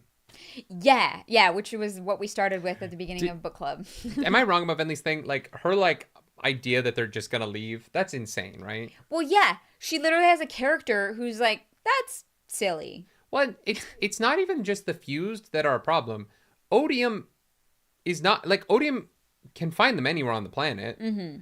The Everstorm can find, like, this idea that they're, like, gonna, like, escape the sight of a god, to me, is, like, just... The lack of consideration of Odium in their plans is very odd to me. She's like, well, we just need the fuse to agree to it. And I'm like, no. Yeah. No, you actually need the big guy to agree to it. Yeah, well, and that's going to be a problem. This is above Leshwi's pay grade, my dudes. Yeah. And Bryce says she's very optimistic and also conflict averse. Yeah, that's true. Yeah. She's trying to...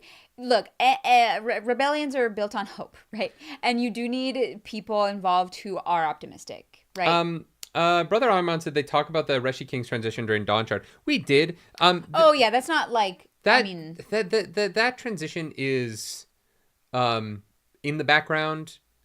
I can't even name the Reshi King. So, like, is that a transition? Maybe. I actually don't know that well, right? Like, I really don't know what's going on there because it's not in the foreground. This is in the foreground. Like, this is a named character having an experience that is...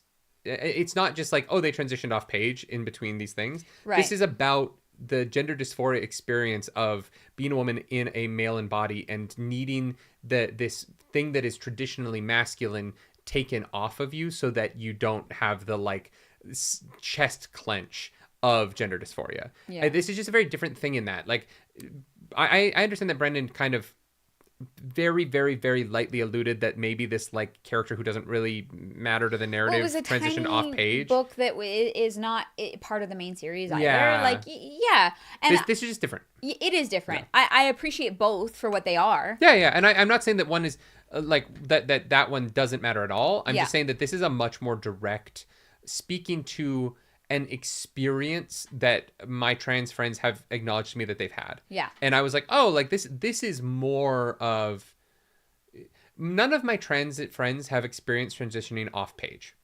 Yeah. For them, it Sure. is a lived experience. It is Yeah. a constant experience. And I think that Brandon acknowledging something similar to that here is cool. I liked it. Mm-hmm. Yeah. James Ross calls it an Easter egg. Yeah. Like that was Transis as an Easter egg. That was Transis in the like periphery of the vision of a character. Yeah. Which is just, for my life, not how I've ever experienced it. Right. That my friends and family, I have trans siblings. I've got trans friends. They're not on the periphery for me. Yeah. They are active in my sightline. And I'll never have that experience. I've never experienced gender dysphoria in my life, but I know that they do, and I support them through it. Mm-hmm. And so I just don't, I like seeing things like this. I think I like how complicated the listeners and singers are. Mm-hmm. I like that they are many different things. I like that they are, I really like what this book has done with their perspectives to give us more. I want more Venli in this book. And I want Even more if of all she's, of them as a fleshed out diluted, peoples. but- Yeah. Well, and how Venli talks about like not being like the fused and forcing the singers around her to give up the mannerisms of their slavers, but just showing them that they have the freedom of will to be whatever they want, and trying to give them that freedom by gathering people and leaving so that they don't get their bodies fucking seized and taken away. Yeah, it's so complicated in a wonderful way, and I'm like, yeah, I understand why these books are as fucking ginormous as they are. Yeah, there's big ideas in here. I just So my final thoughts on the week. I really loved this section. Yeah. I thought the prologue to chapter 11 section of this book was a really good book. Mm-hmm. I really hope the book that follows it is also a good book. Hell yeah. But I don't know that this opening section has I don't know that it was an inciting incident, weirdly. I think that I'm still waiting for the inciting incident of this book. Yeah. And I think it's going to come very quickly here because Leshley's like, the inciting incident is almost here. Literally, yeah. I just hope I like the next book as much as I enjoyed this book. Because it really feels like we tied off a lot of strings here. Mm-hmm. We brought up ideas that will be touched on in the future. Some interesting questions, yeah. But yeah, it's a really interesting sort of idea of like being plopped into the end of a plot line. Yeah. The end of the getting the mink out. Like this could have been the end of a book, and it would have been an exciting end of a book. Yeah. Right. And so I'm just really curious. I'm curious where we're going and what we're doing. But I've really, really liked it so far. I've been really, I enjoyed all of the reading, especially the Gavilar Navani conversation and the Dalinar Kaladin conversation. I thought those were both some of my favorite like individual pieces of Brandon Sanderson's writing. Overall, like I wouldn't be surprised. I was the one saying like Rhythm of War might take a dip because I like Oathbringer so much. Yeah, but and so right far, like, it's really, really good. Yeah, I like this book a lot right now. Yeah, thank you guys for an awesome book club. Thank you, mods, for helping figure out the splits, and obviously, and Arzu organizing the chapter reactions. We do have several of those that are already commissioned. Yeah, that is now closed as of the end of this book club. Because we have to have a cutoff at some point. So I think there's a few of them. There's at least a couple reactions coming this week. Babe, it's... Yeah, okay. We are... Not this week. The next 2 weeks. Yeah, I was going to say, unfortunately, which is actually very sad because I have loved this section so much. We will not be live for book club next week. We will be in Vancouver. And so we're not able to do book club. I am so sorry. We will be back the following week, the 13th, I believe is the number. June 13th, Friday, 11 a.m., right here on Nerdy Wordy Book Club channel. And remember that the reactions are going to not be going up on the Nerdy Nightly anymore. So make sure you're over here. These reactions will be this week's will be the final audiobook reactions. Mm-hmm. I don't have a list of audiobook reactions in the mod chat, so give me 1 second. I'll pull up what are the reactions that we're doing. Clarus, this podcast was brought to us by someone. Can you drop the another little ridiculous ad for them? Gamer subs. All right, y'all. This one right here. We got some chug juice in my little waifu cup. Okay. I have no idea what flavor chug juice is, but it's like it's chug juice flavor. It's chug juice flavor. We've got guacamole gamer fart 9000 flavor. We got anime girl thigh flavor. We got titty milk flavor. We got blowhole blast flavor. I'm like, what else? Emotional damage. You know, you can get some grandpa's ashes flavor if that's your thing. Gamer Subs does caffeinated and non-caffeinated powders that you add to water, and they make a tasty drink. Okay, if you want your caffeine, awesome. If you don't want your caffeine, it tastes good, and there's also like vitamins and minerals in there that are also good for you. They also have, which you've been drinking all the time, is their AFK. Yeah. Which is like a sleepy drink, and it's not melatonin. Yeah. So there's no like hormones or anything. It's magnesium. Magnesium is good for helping you calm down, get to sleep, and it's been really helping you.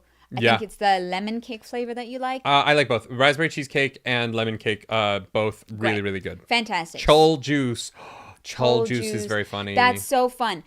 So Gamer Subs is a sponsor today because they are, as of tomorrow, opening up shipping to the EU and Australia. So if you're in any of those places, you want to make an order, use code CLAROOS, CLAROOS, to get 10% off. It helps you and it helps us. So cheers. Linus Vikstrom says, thank you for that super chat. No book club on my birthday. Sorry, Linus. Unfortunately, sorry. We gotta go do this fantasy ball. That's so sad. And missing the next one due to Iron Maiden. Fuck you. Well, also that's fair. Happy fucking birthday. I don't feel bad about not being live on your birthday anymore because you get to go to Iron Maiden and I don't. Have the best time. Yeah, so happy we're in Rhythm of War. I agree. Very excited for Rhythm of War. Yeah. Enjoy Iron Maiden. I am very jealous. Very, very, very jealous. So, Clarus, it's time to get into highs and lows. What's your high of this book so far? Oh my God, did you not think about it? I did. The problem is that there's so many good moments. And sometimes what I think after we talk about it, changes. I like feel like I'm like, actually like this moment was really banger. I'm just going to say though, I think that the prologue was a surprise in how good it was. Yeah. And therefore is going to be my high because I didn't know that I needed it. I did. I'm so sorry. I just think that like I've always really liked Navani as a character. She hasn't been super active in like moving the plot forward. She's always been there as like a support and also help making like these scientific advancements happen. I'm just making Earthy not fall apart while Dalinar was fucking doing nothing. Exactly. Yeah. Like she does so much that I'm glad that we're getting more of her. And so my high is has got to be bless you. Sorry. Got to be Navani prologue. Yeah. Yeah. What's your low?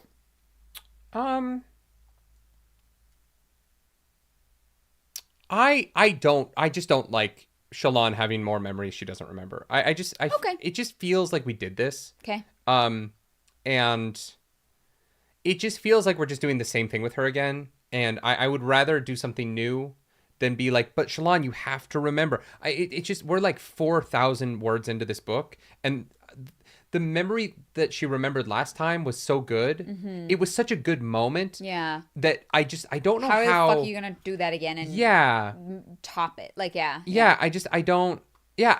I got to that I was like, did we not do this? Did we not finish this in Oathbringer? We did. No, I know we did. Yeah. What the fuck is it now? Yeah. It just feels like the same thing. Yeah. So the repetition of that it's not my favorite. But the rest of the stuff with Shallan I really liked. Even the like. I think that there's a lot of the discussion around the altars that I'm hoping is setting us up so that we can talk about it less moving forward and only talk about when it's really relevant. Yeah. I think in the first Shallan stuff, it's just everything is like everybody's perspective on everything. Yeah. And I wouldn't mind if we didn't have to like mention every time that she does anything that she has DID. Yeah. So yeah, some of the Shallan stuff just wasn't my favorite, but a lot of the Shallan stuff was also really wonderful. So that's it for me. Yeah, I think my low is kind of like Moash sucks, and that part was really hard to read. But I thought it was brilliant. But but it wasn't badly done. It just made me really fucking sad. Yeah. So that's why it's my low. I'm not saying that it was bad. I just was like, ugh, ouch. Yeah. What's your high? Well, you took my actual high, which is just the maturity and like the breadth. We can share a high. The breadth of the relationship that Sanderson was able to portray in Gavilar and Navani's fight, and that's not a fight that you have a year into a marriage. You know what I mean? And I think I hope people don't misconstrue like how I was talking about at the beginning of the podcast, because I wasn't trying to say that. I'm not trying to let Gavilar off the hook. He sucks in this moment, right? Yeah. Like, he is being an ass for sure. I'm commending Brandon Sanderson for writing years of the weight of their marriage into it, and like letting me know how we got here through the fight. I thought it was really impressive writing. It's just more interesting than him. He's just a bad guy, like evil, like he genuinely hates her for how she plucks at his insecurities, and it's not her fault, right? I mean, it is her fault in a way, but it's his fault for how he responds. And I found that to be, I just thought it was very mature and a very like adult scene. Yeah. And then obviously the Dalinar Kaladin conversation. I love how it framed all of the Kaladin hasn't grown, right? Kaladin is regressing. Yeah. But Dalinar, we see all of the growth that we were told he goes through in Oathbringer, and we see him go through. Yeah. In that scene, we see that he has actually gone through it. The new Dalinar is the guy that we watched him grow into in Oathbringer. He's the guy. And I loved it. I love that scene a lot. I thought it was very mature, but also Sanderson didn't shy away from the pain of the Kaladin's feeling in this very honest interaction between two men. I thought it was, it's weird. Like, the action and stuff in this series is so fun, but my favorite stuff is always the other stuff. Yeah. Yeah. That's the highs and lows of this section. Thank you for joining us today. If you like the video, like, subscribe to the channel. If you don't, hit the dislike button. Leave mean comments down below, because the algorithm goddess hungry and we must feed her. This episode, that algorithm goddess is Navani. Yeah. Navani Colin. I am just in awe of the way you lost your husband, the night that was, and the woman that you became out of it is just so cool. It's so cool to read. And the way you've bounced back to prove him wrong is, even if you don't believe it yet, is very cool. Yeah. We're going to get into Smut Corner pretty quick here, but we have a couple last second announcements to throw out here. Tomorrow at at 1 p.m. Eastern tomorrow, we are going to premiere the first half of the Star D&D Valley stream, or one shot that Clarus, it's split in two because it's over 5 hours long. That's going live at 1. Even if you're not going to watch it, if you could give it a like, give it a comment. This is Clarus's first time DMing, and we really want people to see it because it's very, very good. It's honestly the funniest thing we've ever done. Like, I don't know about that. You're gonna laugh. No, babe, it is. There are like 4 moments in it that are so funny that are accidental. Like, the dice there's like 3 rolls that just are so. You can watch us down camera. So please support Clarus's first time DMing. It is very good. That'll be on the Roleplay Relay channel. Also on the Roleplay Relay channel on Tuesday next week. Discussing Daggerheart will not be Clarus and I this week. I will be putting out a very special interview about making third-party content for Daggerheart. And I'm very excited for it. I have an incredible guest who has a Kickstarter going right now. I can't tell you what it is yet, but you'll find out next week. On Tuesday, that episode will go live. And I hope that you all check it out, especially if you like TTRPGs. Yeah, lots of fun stuff going on. Yeah. We're going to be at a fantasy ball next Friday in Vancouver. Yeah. If you're also going to be at that ball, say hi. Faded Fantasy. Yeah. It's going to be a good time, and I think that's all. All right. I think that's everything. Ladies, gentlemen, and non-binary friends, let's say goodbye to the prudes as we get into Smut Corner Canada. Shallan. Why fuck a couch? Is dirty. Like, I'm sorry. Like, being like, you can't shower. Oh yeah, no, she likes that must. Look, can't relate. She wants them pheromones. Yeah, but I like the idea that Radiant is like, shit. this is awful. Yeah. Like, Radiant is like, fucking shower. So I think the reason Shallan maybe likes it is because Vale likes it a little bit, because Vale liked, how dirty Kaladin was. Yeah. And there's like a little bit of a bleed from persona to persona of like, no, you have to be gross for us to fuck. That's a bit of a weird one. Yeah. There's not a lot of great places in this opening section to add sex. Does Spren have sex? I don't think so. But like, Kaladin dated somebody, so was Syl watching and like cheering him on? Like, or was Syl fucking Lynn's Spren while Oh, maybe. Yeah. Yeah, maybe. They'd still have to break up with Lynn Spren because as well, because that like, would suck. if our humans are not together, we can't be together because that's really awkward. Or are Syl and Lynn Spren fucking behind Still their back? together. Like Lynn and Kaladin have broken up, but Syl and whatever their name is aren't. God. Incredible. I am excited to get to know Lynn better. I'm enjoying. I like this. I like this idea. I wish we could have seen Kaladin date her a little bit. Yeah, we just know that they were not good for one another. Well, Kaladin's not good for anyone right now. Yes. Yes. And I don't mean that as an insult. Kaladin needs to work on himself. Yeah, like, he is unwell. And the danger of being in a relationship when you're in Kaladin's position is that you, much like what he's doing with Stormlight. We didn't really talk about it, but he's kind of using Stormlight to cover the cracks in his depression right now. Yeah. You can do that in a relationship. Yeah. And it seems like you're great for a while. Yeah. And then all of a sudden, you're not. You're like, nope. Yeah. Yeah, not a lot of great places to add smut. Do you think Navani and Dalinar have ever fucked in her little spaceship? The one that she can't stand. He wouldn't fit in there. That's fair. Like, literally, like, she can't stand up in it. Who do you think was the first person to fuck on the fourth bridge? The first person? Yeah. Pattern. I don't know. It's brand new. Probably Dalinar and Navani himself. He's got so many squiggly lines. He's wrapping one tentacle around another. Yeah, that's absolutely Jesus. possible. Thank you to our mods. Do something nerdy tonight, everyone. Bye-bye. Bye.